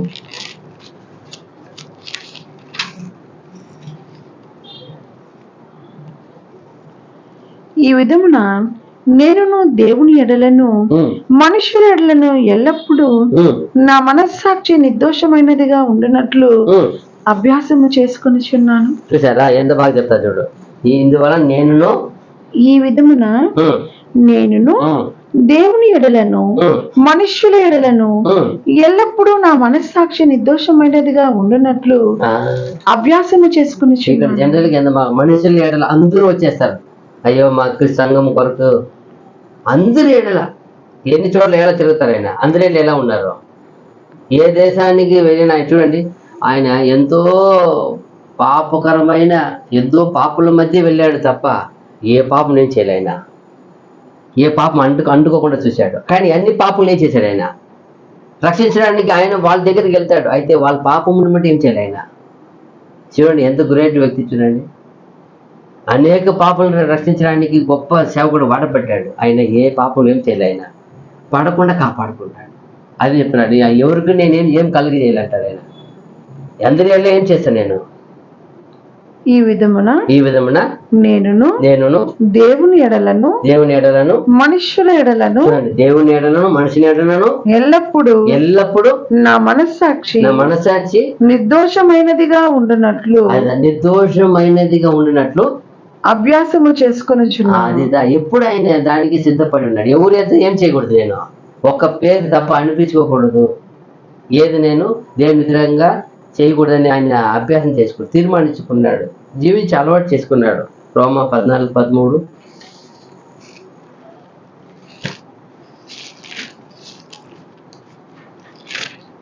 రోమా 14:13 కాగా మనం ఇక మీదట ఒకరికొకడు తీర్పు తీర్చుకుందుము. ఇదియుగాక సహోదరునికి అడ్డమైనను ఆటంకమైనను కలగచేయకుందుమని మీరు నిశ్చయించుకున్నది. ఒకరు కూడా తీర్పు తీర్చకూడదు. తర్వాత ఒకరు ఏం చేయకూడదు అంట? అడ్డమైన ఆటంకం చేయకూడదు, కలగచేయకుందుమని. ఇదిదా ప్రభు ఏర్పరచుకున్న సంఘానికి ఉండవలసిన గుణ లక్షణాలు. ప్రభు సంఘం అంటే అక్కడ ఎవరు ఏం చేయకూడదు, ఏ విశ్వాసం ఏం చేయకూడదంట. అప్పుడు ఆటంకం కలిగిస్తున్నారంటే వాళ్ళు ఎవరు? ఇంకా ఈ సత్యం ఏం చేయలే, వాళ్ళు గ్రహించలేని వాళ్ళు, ఇంకా ఎరగని వాళ్ళు దేవుని ప్రేమని, దేవుడి సత్యమును రుచి చూడని వాళ్ళని అర్థం. ఎంత బాగా చెప్తున్నాడు. ఎవరికి ఏం చేయకూడదు మనము, అడ్డమైనను అది ముఖ్యంగా చెప్తుంది. ఆటంకమైనను ఎవరికి సహోదరుని ఏం చేయకూడదు ముఖ్యంగా చెప్తుంది చూడండి. సహోదరునికి ఆ అడ్డమైనను ఆటంకమైనను కలగజేయకుందుమని మీరు నిశ్చయించుకొనుడి. దాన్ని ఏమో ధ్యానించుకోండి చెప్పలేడా, ఏం చేయండి మీరు, నిశ్చయించుకోండి అంటే ఏం అర్థమో, తీర్మానించుకోండి. ఎంత బాగా చూసావు, అది సహోదరునికి అడ్డైన ఆటంకమైనను. ఎలా ఉండండి ఈ రోజు పరిస్థితి, ఎలా ఉంది ఆ రోజు పరిస్థితి, సంఘంలో ఎలా ఉంది, ఈ 2000 సంవత్సరం దాటి వచ్చిన ఈ రోజు సంఘం పరిస్థితి ఎలా ఉంది, అక్కడే ఆడ ధ్యానించినట్టే ఉంది. ఈడ కూడా ఆ సంఘం జరిగిన పొరపాటు ఇక్కడే జరిగేట్టుగా ఉన్నాయి. చూడండి 2 కొరింథీ 6:3, 2 కొరింథీ 6:3.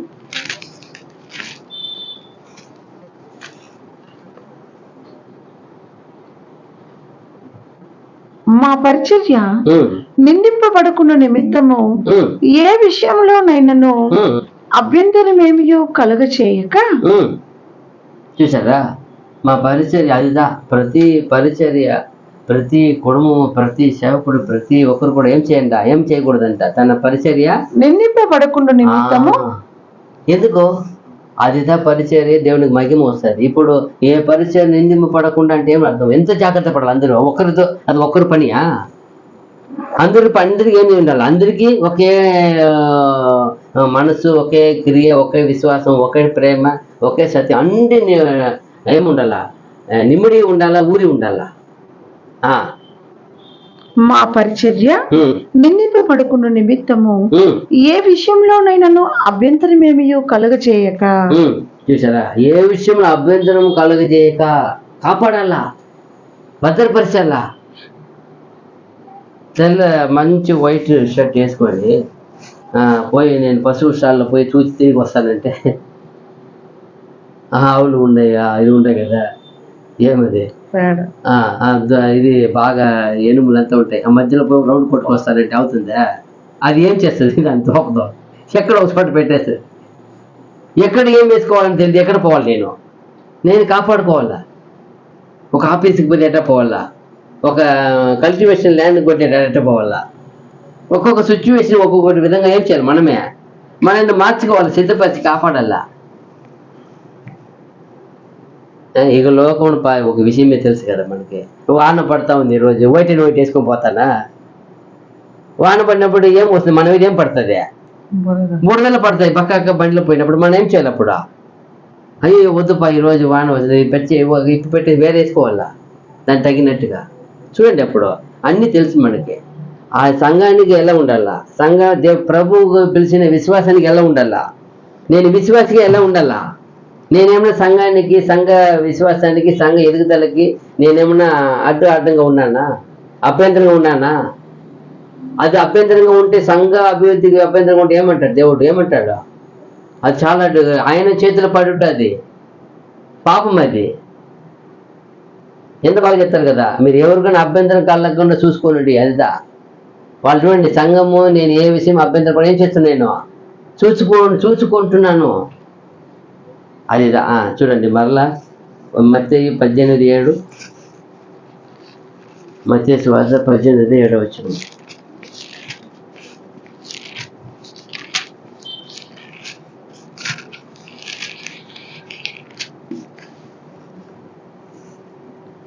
అభ్యంతరముల వలన లోకమునకు శ్రమ, అభ్యంతరములు రాక తప్పవు కానీ ఎవని వలన అభ్యంతరము వచ్చినో ఆ మనుష్యునికి శ్రమ. చూసారా, ఎంత ఎంత ఖచ్చితంగా ప్రభు చెప్పేసారు చూడండి. అభ్యంతరములు ఏమంట రాక తప్పవు కానీ, అభ్యంతరము రాక తప్పవు కానీ ఎవరి వల్ల అభ్యంతరం కలుగుతా వాళ్ళకి ఏమే, ఆ మనుష్యునికి శ్రమ. అభ్యంతరము అవశ్యమే, అభ్యంతరం రావాలా. ఏమంటున్నారు ఫస్ట్ చదవండి. అభ్యంతరముల వలన లోకమునకు శ్రమ, అభ్యంతరం వల్ల లోకమునికి శ్రమ. ఇప్పుడు ఎందుకు ఇలా చెప్పారంటే, ఈ రోజు క్రీస్తు సమాజాన్ని ఏం చేస్తున్నారు, వాళ్ళు అభ్యంతరపరుస్తున్నారు, ఆటంకపరుస్తున్నారు. అందుకే బాగా చూడండి, పైనకి బాగా తెలుస్తుంది మీకు. ఆ రోజు యేసు ప్రభు వెళ్ళినప్పుడు సేవ చేయడానికి ఫ్రీడమ్ ఇచ్చారా? ఏం చేశారు వచ్చి ప్రభుని? సేమ్ ఈ రోజు కూడా అంతే. అది ఎలా కలిగింది వాళ్ళకి శ్రమ? ఈ రోజు ఆ యూదులు ఆ ప్రకారం అవడానికి మూల కారణం ఎవరు? యేసు ప్రభుని ఏం చేశారు? ఆ రోజు అభ్యంతరపరిచారు, ఆటంకపరిచారు, లాస్ట్కి కుమారుని తేరిగి చంపేశారు వాళ్ళు. ఆ శాపం ఎంత ఘోరమైంది కదా. అదే అంటారు శ్రమ. అయితే ఏమంటే అభ్యంతరముల వల్ల లోకమునకు శ్రమ. ఎవరైనా సరే అభ్యంతరం ఎవరిని పరిచయం చేయదు, ఏ జాతి మత ఎవరిని పరిచయం అభ్యంతరం పరిచే వాళ్ళకి శ్రమ అది. తర్వాత అభ్యంతరములు రాక తప్పవు కానీ. అభ్యంతరం రాక తప్పవు కానీ అంటే ఏమి లేదు, అభ్యంతరము రావాలా. ఎందుకు? ఎవని వల్ల అభ్యంతరము వచ్చునో ఆ మనుషునికి శ్రమ. చూసారా? అప్పుడు మనం సంఘంలో ఉన్నాం, సంఘం మేలు కొరకు మనం ఉన్నామా?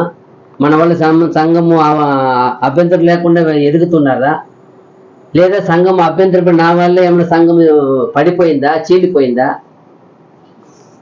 ఇంతటి కారణం ఎవరు? అభ్యంతరం ఎవరి వల్ల వచ్చింది? చూడండి ఎలా రాశారు చూడండి. ఆ వాక్యం ఎంతగా ఆ రోజు జరిగింది, అక్కడ మేట జరిగి ఉంటే. అభ్యంతరము వలన లోకానికి శ్రమ, అభ్యంతరము రాక తప్పవు కానీ అభ్యంతరము ఎవరి వల్ల వచ్చింది వానికి శ్రమ. లోకమైన సరే, గ్రూప్ అయినా సరే, సింగిల్ పర్సన్ అయినా సరే, ఎవరికైనా ఏముంది అక్కడ? శ్రమ. అప్పుడు మనం ఏమి చేస్తున్నాం? ఇంకా అది చెప్తున్నాడు, మీరు యూదులకైనాను క్రీస్తు దేశస్తులకైనాను దేవుని సంఘమునకైనాను అభ్యంతరం కలుగ చేయకుడి. అప్పుడు మనము ఇక్కడ కలుగ చేస్తే అభ్యంతరం నా వల్ల వచ్చిందంటే నేను ఎవరిని అభ్యంతర కారణంగా ఉన్నానా? ఒకవేళ ఉంటే ఇంతవరకు ఏం చేయను, ఇంకా నేను వేడుకోరు దేవా ఇంతవరకు తెలియకపోతే నన్ను మన్నించి ఇంకనైనా నా జీవం ఉన్నంతకాలం చేయడు. ఎవరి అభ్యంతరంగా నేను జీవించినట్టు వద్దు. చాలామంది ఈరోజు కుటుంబాలు విడిపోవడానికి కారణం ఏమి? ఒకరి మధ్య ఏం లేదు, సమాధానం లేదు. ఎవరో ఒకరు వాళ్ళ మధ్యలో ఏం చేస్తున్నారు? అభ్యంతరపరుస్తున్నారు. ఈయన అడిగితే వాళ్ళ అమ్మ నేర్పించింది అంటారు, ఈయన అడిగితే వాళ్ళ అమ్మ నేను నేర్పించింది అంటారు. మేము మంచిదండి, ఆవిడ కాదు వాళ్ళ అమ్మ నేను నేర్పించి ఇలా అయిపోయింది. అప్పుడు ఎవరో ఒకరి మధ్యలో ఏం చేస్తున్నారు? అభ్యంతరపరుస్తున్నారు. అలాంటి వ్యక్తిగా ఉండకూడదంట. అది అయ్యో అంట, శ్రమ అంట. ప్రియమైన సహోదరి, మనము సంఘమునకైనాను ఎవరికైనా సరే, అన్యులకు ఎవరికైనా మనం ఒకరికి ఏం చేయకూడదు. వాళ్ళ రక్షణ వాళ్ళు ఎవరికి అభ్యంతరం ఉండకూడదు. మనం అది తీర్మానించుకోవాలా. చూడండి కింద వచ్చిన 33వ లాస్ట్ వచనము, 1 కొరింథీ 10:33. ఇలాగూ నేను కూడా స్వప్రయోజనమును కోరక అనేకులు రక్షింపబడాలని వారి ప్రయోజనమును కోరుచు అన్ని విషయములలో అందరినీ సంతోషపెట్టుచున్నాను. చూసారా ఎంత బాగా? ఇలాగ నేను కూడా స్వప్రయోజనమును కోరక అనేకులు రక్షింపబడవాలని వారి ప్రయోజనమును కోరుచు అన్ని విషయములలో అందరినీ సంతోషపెట్టుచున్నాను. ఏమండి, అన్ని విషయంలో అందరినీ సంతోషపెట్టి ఎలా అండి అవుతుంది? ఆయన దేవుని కుమారుడు, ఆయన చేశాడు, ఆయన అందుకే వచ్చాడు. ఈయన ఏమండి ఇక్కడ పుట్టిన వ్యక్తి కూడా ఎంత గొప్పగా చూడండి. అప్పుడు ఈయన క్రీస్తుని ఏం చేసి ఉన్నాడా? ధరించుకున్నాడు కాబట్టి అవుతుంది అంతే. మనం ఏం చేస్తున్నాము? యూనిఫామ్ వేసుకున్నాం తప్ప అది లోపల ఏం చేయలే, ధరించుకోవాలి. అదే చెప్తున్నాడు, బాగా చెప్తాను చూడండి. ప్రతి మనిషి కూడా స్వార్థం లేకుండా ఎదుటివాడిని ఒక ఒక ఒక ఎదుటివాడిని కొరకు క్రీస్తు ఒక జీవితంని మనం ఏం చేయాలంట? అందరి ఆత్మీయ మేలు కొరకు, అంది ఆత్మీయమైన సమాధానం కొరకు, ఆత్మీయమైన రక్షణ కొరకు ఇలా క్రీస్తు పోలి మనము జీవించాలంట. ఆయన అదే చెప్తారు, ఆయన ఆత్మీయ మేలు కొరకు, రక్షణ మేలు కొరకు, అనేకల కొరకు స్వార్థం లేకుండా ఎదుటి వాడిని రక్షణ కొరకు వాళ్ళ గురి అంతా రక్షణ అంట. ఎవరు రక్షించాలా? వేటగాడు ఈరోజు ఏం చేస్తే ఏం గురి ఉంటాడు? వాడు గురి ఏముంటుంది? ఎవరు ఏది వేటాడాలా? అదే వేరు ఏమి కనపడి ఏం వేటాడాలా? వీళ్ళు చూడండి అలాగంటే వీళ్ళు కూడా ఉన్నతమైన ఎవరిని రక్షించాలా? నేను ఎవరు రక్షించాలా? ఎవరైనా వీళ్ళు వింటారా? వీళ్ళు ఎంతసేపు వీళ్ళ మాట వింటారా? వీళ్ళకి విశ్వాసం ఉందా? వీళ్ళు నమ్ముతున్నారా? ఇదే అంట వీళ్ళు గురి అంట. వేటగాడిని వాళ్ళే అంట. రక్షించే మార్గంలో గురి ఉండాలి, వేరేం లేదంట ప్లాన్. వీళ్ళకి జీవితం ఏ ప్లాన్ లేదు. ఎవరు రక్షించాలా? చూస్తే మనం చేసే కార్యములు అనేకులు రక్షింపబడాదాని కొరకే, ఆ ఉద్దేశంలో ఉండాలంట. ప్రభు అలా ఉన్నారంట. ఆయన చేసే ప్రతి కార్యములో ఎలాగైనా అందరూ రక్షింపడాలనే ఒక గురి కలిగి ఉన్నాడంట. అలాగంటే మనం చేసే కార్యములో అనేక పడవలనని అనే ఉద్దేశంతో ఉండాలంట మన కార్యం. ఇది ప్రభుకి అపోస్తల పౌలుకి ఉండింది, అందరికి అపోస్తలకి అంతా ఉండిందంట. ఏ ఒక సమూహమైనా ఏ ఒక మనిషి అయినా అందరితో సమానత్వంగా దేవుని యొక్క సంఘాన్ని అతనిలో కట్టే విధముగా కలిసిపోవాలంట అందరితో. చాలామంది అంటారు కదా, ఇప్పుడు మంచి ఎడ్యుకేటెడ్, వెల్ ఎడ్యుకేటెడ్, ఒక మంచి పిహెచ్డి చేసిన వాడు సాధారణమైన ఒక 5th స్టాండర్డ్ 10th చదివి ఉన్న వాడితో పోయి ఎట్లా ఇద్దరు కలిసి పని చేయండి అంటే చేస్తాడా? ఇప్పుడు ఎవరు ఏం చేయలేదు. పోనీ అంత చదువు లేని అమ్మాయి పెళ్లి చేసుకుంటాడా? వెల్ ఎడ్యుకేటెడ్ ఏమంటాడు? కనీసం అతని రేంజ్ చూస్తాడు కదా, నా ఈక్వల్ కావాలి కదా. అదే ఈడేమంట అది చెప్తాడు. ఈడేమంట మనం చేసే మనం ఏ సమాజమైనా ఏ ఒక సమూహమైనా సరే, ఏ సమాజంలో ఏ ఒక మనిషితోనైనా సరే అతని యొక్క స్థితికి దిగి ఎలానైనా దేవుణ్ణి సంఘాన్ని ఆయన ఒక కట్టువాడుగా అతన్ని ఐక్యపడాలంట. ఎలా అంటే ఏం చేయాలి అతను? అప్పుడే ఏం చేయగలదు. ఇప్పుడు పౌలు ఎంత గొప్పవాడు, ఆయన ఏం చేశాడు? అందరికీ ఎక్కడికి వచ్చాడు? ఆయన ఒక డేరా కుట్టుకునేవాడికి సామాన్యుడికి వచ్చేసాడు, ఇంకా దిగిపోయినాడు. ఆ కాలంలో డేరా కుట్టేది ఎంత పని? అది తక్కువైన పని అందరికీ. ఆయన ఆఫీసర్ ఎవరు? కమాండో. ఆయన ఆ పనిలో ఉంటే ఇక్కడ దిగి వచ్చేసాడు. ఎవరి కొరకు పని చేశాడు ఆయన? దేవుని ఒక రక్షణ కొరకు ఏం చేయాలి? అనేక రక్షించే కొరకు ఏం చేయాలా? ఒక కూలివాడిగా ఉంటేనే అందరూ వస్తారు కదా. డేరా అనేది ఆ కాలంలో ప్రతి ఒక్కటికి కోటీశ్వరుడికైనా గొప్పవాడికైనా అల్పుడికైనా ఉండవలసిన గూడారం, అది ఇల్లు. అది ఆ కాలంలో డేరా అనేది ఏమి? ఇవి పొలంలో పోయి పనిచేసే కోటి ధనవంతులైనా అక్కడ ఏం వేసుకోవాలి? ఆ కాలంలో ప్రతి ఊరు ప్రయాణం చేసేవాళ్ళకి ఏం కావాలి అప్పుడంతా? ఇప్పుడు మరి ఏమి అక్కడక్కడ ఇల్లు రూములు కదా ఉండాల్సింది. ఆ కాలంలో ఏమి ఎత్తుకుపోతారు? లోపలనే కట్టి డేరా ఎత్తుకుపోయి ఏం చేస్తారు? వాళ్ళు టెంట్ని ఇల్లు మరి నిర్మించేస్తారు అంతే. ఎక్కడైనా ఉండవచ్చు. ఈ కాలం మరి అక్కడ అందరికీ ఆ కాలంలో ఊరంతా కూడా ఏందో ఉంటుంది, ఎక్కువ ఇల్లులు ఉండవు. ఏముంటాయి? డేరాలు ఉంటాయి అన్ని చోట్ల. వాళ్ళు డేరాలు నివసించే వాళ్ళు గుడారవాసిలు వాళ్ళు. అందుకంటారు ఏమంట? గుణవాసిని గుడారవాసిని అంటారు. యాకోబుని ఏమంటాడు? ఆయన గుడారవాసి గుణవంతుడు అంటే వాళ్ళు జీవితం అంతా గుడారాలు గడిపారు. అప్పుడు ఈయన పని చేసేటప్పుడు ఆ పని అంటే అందరూ వస్తారండి, సామాన్యులంతా. అందుకే చెప్తున్నాడు ఆయన. చూడండి, ఏ ఒక పౌలు ఒకే గురి కలిగి జీవించాడంట. ఏమంటే ఎదుటివాడికి ప్రయోజనంగా ఉండాలా, ఏ ఒక్కరికి ఆటముగా ఉండకూడదని ఆయన కొటేషన్ అంట. ఆయన కొటేషన్ ఏమంట? ఎవరికి అడ్డముగా ఉండకూడదు అంటే ఎవరికి ఇడురాక ఇరాదే. ఏమంటే ఎవరికి ఆటంగా ఉండవద్దు అని ఆయన ఒక కొటేషన్ అంట. ఆయన ఏమంట దాని డైలాగ్ అంటే ఎప్పుడు ఆయన వాడుకునే పదం అంట. ఆయన సిద్ధాంతం అని చెప్పవచ్చంట. ఆయన గురి, ఆయన సిద్ధాంతం ఏమంటే ఎవరికి అడ్డంగా ఉండవద్దు. ఇది ఆయన ఒక జీవితంలో ఆయన ఒక తత్వం అంట. ఆయన అదే పాటించాడంట. ఎదుటివాడిని ఆత్మీక మేలు కొరకే ప్రాణం అర్పించిన క్రీస్తు ఒక ఉచ్చ త్యాగం అంట. ఏమంట? దానికి మించింది లేదంట. ఉన్నతమైన త్యాగం అంట. ఇది మాత్రం ఏది లేదంట.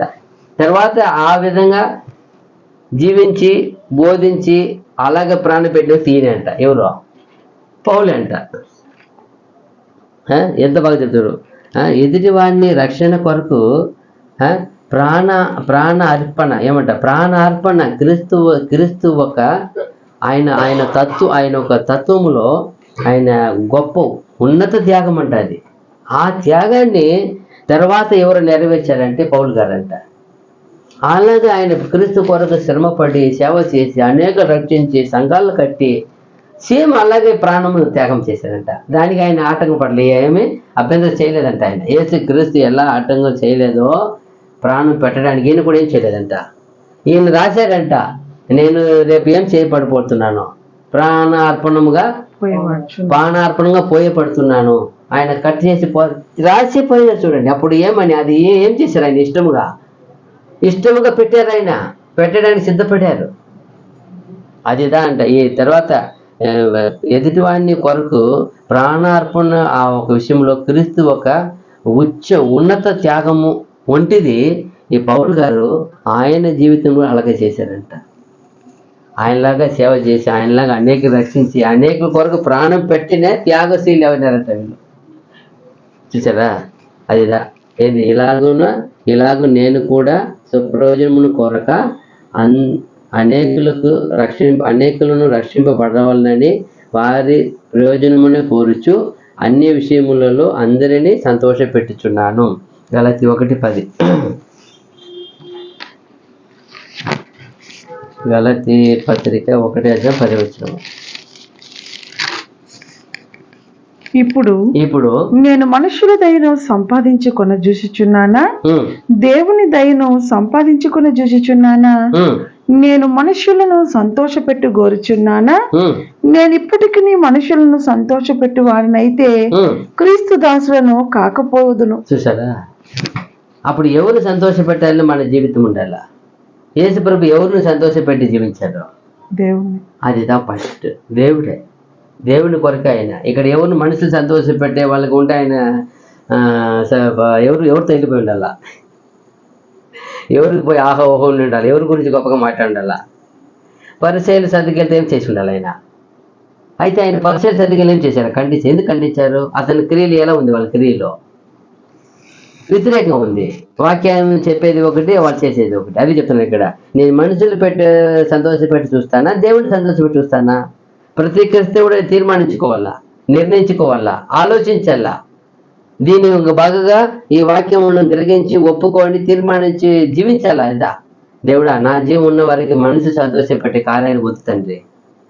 మనసు సంతోషపెట్టేది ఎక్కడి వరకు ఉంటుంది? ఇక్కడ వరకు ఉంటుంది. ఒక పాట రాశారు కదా, ఒకడు ఆగారం ఇస్తే ఆగారం పోయి మనకి జీర్ణ అయ్యే వరకే అతని సంతోషం. మళ్ళా ఇక్కడ ఒక పని ఇస్తే ప్రాణం ఉన్నవారికి సాగిగా పని చేసేవారికి మళ్ళా అన్నీ ఇచ్చేది ఎవరు? యావత్తును మనకు ధరింపజేసేది ఎవరు? కలగజేసేది ఎవరు? అన్ని ఇచ్చేది ఆయనే కదా. అదే చెప్తున్నాడు ఆయన. నేను మనుషులు సంతోషపెట్టేవాడు. ఆయన ఎంత ప్రశ్నిస్తాడు చూడండి. అప్పుడు సంఘం అక్కడ ఎవరిని ఏం చేస్తా ఉంది? అప్పుడు ఈ ప్రశ్న పోయి సంఘానికి వేస్తున్నాడు. అప్పుడు ఆ సంఘంలో ఏం జరుగుతుంది కార్యము?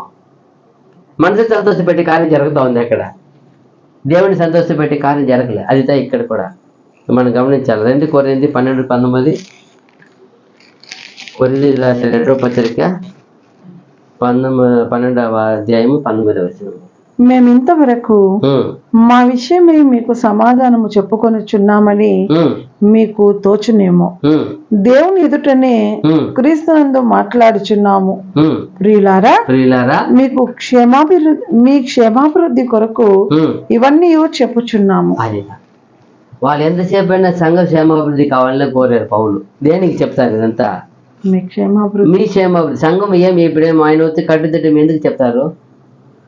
కట్టుదిట్టం లేకపోతే దేవుని ఆశీర్వాదం రాదు, దేవుని దయ పొందుకోలేరు, దేవుని ఉగ్రతకు పాలవుతారు. అప్పుడు ఈ కట్టుదిట్టం మార్చుకుంటే ఏమవుతారు? మీరు క్షేమాభివృద్ధి కావాలా, సంఘం అభివృద్ధి కావాలనేది క్రీస్తు దేవుని చిత్తము. దాన్ని బోధిస్తారు ఆయన. చూడండి, రోమా 15:2-3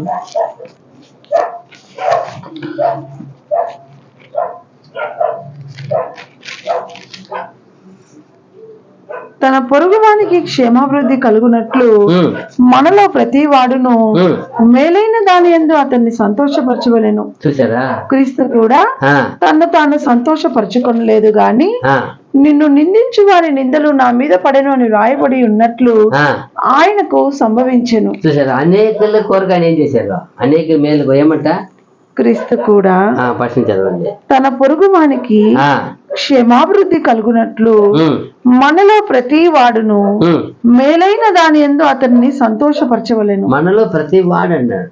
మనలో ప్రతి వాడు తన పొరుగు వాడు ఏం చేయాలా? మేలు కలగాలని కోరుకోవాలా, మేలు చేయాలా, కోరుకోవాలా, చేయాలా, రెండు ఉన్నది. పొరపాటున కీడు కోరుకుంటే, కీడు చేస్తే దుష్టుని సంబంధి అయిపోతావు. యేసుప్రభు దాసుడు కాదు, నువ్వు యేసుప్రభు ప్రియుడు కాదు. అసలు చూడండి ఎంత బాగుంది. ప్రతివాడు తన పొరుగువానికి మేలైన దానిని నువ్వు కలిగి వెళ్ళిపోతుంది అంత కాకుండా. క్రీస్తు తన పొరుగు వానికి క్షేమాభివృద్ధి కలుగునట్లు మనలో ప్రతి వాడును, అదిదా తన పొరుగు వానికి క్షేమాభివృద్ధి కలుగునట్లు మనలో ప్రతి వాడును మేలైన దాని యందు అతన్ని సంతోషపరచవలెను. చూడండి, ఎందుకండి మేలైన దాన్ని పొరుగు వానికి చేయాలా? ఎందుకంటే క్రీస్తు కూడా తన్ను తాను సంతోషపరచుకొనలేదు గాని, క్రీస్తు యేసు ప్రభు వచ్చి నా సంతోషము, నా ఇష్టము, నా ఆశ, నా కోరిక, నా బలము, నా జ్ఞానము, ఆ ఉప్పొంగలే అతిశయపడలే చూపించలే. ఆయన ఉండే అని కూడా, ఆయనకి ఎన్ని ఉన్నాయి కూడా చూపించలే ఆయన. క్రీస్తు కూడా ఏమనే ఆయన పంపించిందే ఉద్దేశం ఏం భూమికి, నువ్వు పోయి మానవ కోడిని ఏం చేయపడాలా, ఆదాముని ఏం చేయపడాలా, విమోచించాలా. ఆదాముని విమోచిస్తే ఆదాములో ఉన్న సంతతి ఏం చేయబడతారు, మొత్తము విమోచన పొందుకుంటారు. అంతటా రూల్స్ పెట్టేశారు ఆయన. ఆయన చాలా అప్పు అయిపోయినాడు, చాలా పాపములు పడిపోయినాడు. ఆయన లేపు, ఆయన సంతతి వారు ఆటోమేటిక్గా ఏమైపోతారు, అది వర్ధిస్తుంది. అలా చెల్లించేసినాడు ఆయన. ఆయన లేపడానికి ఈయనకి వచ్చింది పని ఈయనకి. అందుకే ఇలాగే చెప్తున్నాడు. అలాగే క్రీస్తు కూడా అనేకల కొరకు తను తానేం చేశాడు, వ్యక్తినిగా చేసుకున్నాడు. మనం కూడా అది అనేక అంటే పొరుగు వాడిని సంతోషపెట్టే దేవునికి ఇష్టం అండి. మరేంలే ఇక్కడ పొరుగు వాడిని బాధ పెడుతున్నారు ఎక్కువ. ఈ సంఘంలో జరిగిన బాధ అది. ఆ సంఘంలో ఈరోజు ఏ సంఘంలో అయినా సరే ఇదే, పొరుగు వాడిని మేలైన దాన్ని తృప్తి సంతోషపెడుతున్నారా, దుఃఖపెడుతున్నారా, బాధ పెడుతున్నారా చూడాలా, గమనించాలా మనం. ఇదేమని కొంచెంసేపు చదువుకు వెళ్ళిపోతున్నాం, కానీ ఆ సంఘంలో జరిగిన పోరాటం దేని పౌలు కొరకు పోరాడారు, యేసుప్రభు దేని కొరకు పోరాడుతున్నారు. ఈరోజు నువ్వు నేను దేని కొరకు పోరాడుతున్నాము, మేలైన దాని కొరక లెక్కిడైన దాని కొరక. మరలా ఫిలిప్పీ పత్రిక 2:4-5 వచనాలు. ఫిలిప్పీ పత్రిక 2:4-5 వచనాలు. మీలో ప్రతి వాడును తన సొంత కార్యములను మాత్రమే కాక ఇతరుల కార్యములను కూడా చూడవలెను. చూడాలా ఏమంట, మీలో అంటే మీ ఐక్యము సంఘం ఉన్నారు కదా, మీలో ప్రతి వాడును తన సొంత కార్యములను మాత్రమే కాక మన అక్కడ ఏం చెప్పారు, ప్రతి వాడు తన పొరుగు వాడిని మేలైనదని ఏం చేయాలంట, చేయమని. ఇక్కడేం చెప్తున్నారు, ప్రతి వాడును తన సొంత కార్యమునే కాక ఇతరుల కార్యములను కూడా చూడవలెను. ఇతరుల కార్యం కూడా చూడమంటున్నాడు. ఎప్పుడు నా పని, నా భవిష్యత్తు, నా కుటుంబం, నాది కాదు. నా సంఘము, మా సంఘము, అన్ని సంఘము దేవుడి సంఘమే, సత్య సంఘం అని చూడండి ఎంత బాగుంది. ప్రతి వాడును మీలో ప్రతి వాడును తన సొంత కార్యములను మాత్రమే కాక ఇతరుల కార్యములను కూడా చూడవలెను. ఇతరుల కార్యం ఇప్పుడు చూడండి, మాకు చెప్తారు, మీ కార్యం బట్టి కాప, మీ సంఘం మాత్రమే కాదప్ప, అన్ని ఎంత గొప్ప విషయం కదా. ఈరోజు ఈ మాట 5వ వచనము, క్రీస్తునకు కలిగిన ఈ మనస్సును మీరును కలిగి ఉండుడి. చూడండి, క్రీస్తు యేసుకు కలిగిన మనసు ఏం, ఆయన మనసు ఏమి, అందరూ ఏం చేయబడాలా, రక్షింపబడాలా, అందరూ ఏం చేయబడాలా, ఆయనతో చేరుకోవాలా, తండ్రితో ఆయన కుమారులుగా అందరూ ఇష్టం, ఆయన ఇష్టం, అందరూ వచ్చేయాలి. మరే అందరూ వచ్చేయాలా. 1 కొరింథీ 10:24 ఒక వచనం చూసి ముగిస్తాం. 1 కొరింథీ 10:24.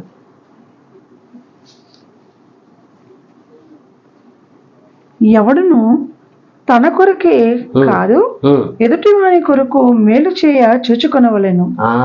ఎవరు తన కొరకే కాదు ఎదుటి వాని కొరకు మేలు చేయ చూచుకొనవలెను.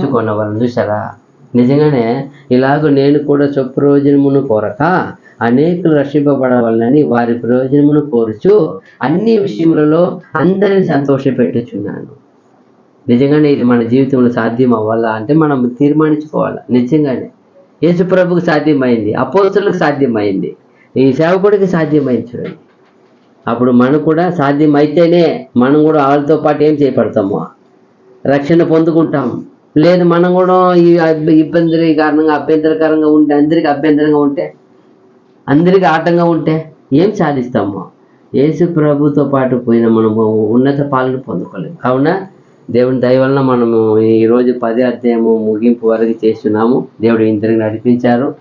ఓపిక విన్న అందరికీ వందనాలు. ఈ వాక్య ప్రకారం మనము నిర్ణయించుకొని తీర్మానించుకొని జీవించి గొప్ప ఆశీర్వాదం పొందినట్లు తండ్రి దేవుడు మనందరికీ సహాయం చేయను గాక. మీ అందరికీ వందనములు. God bless you. ఆమేన్.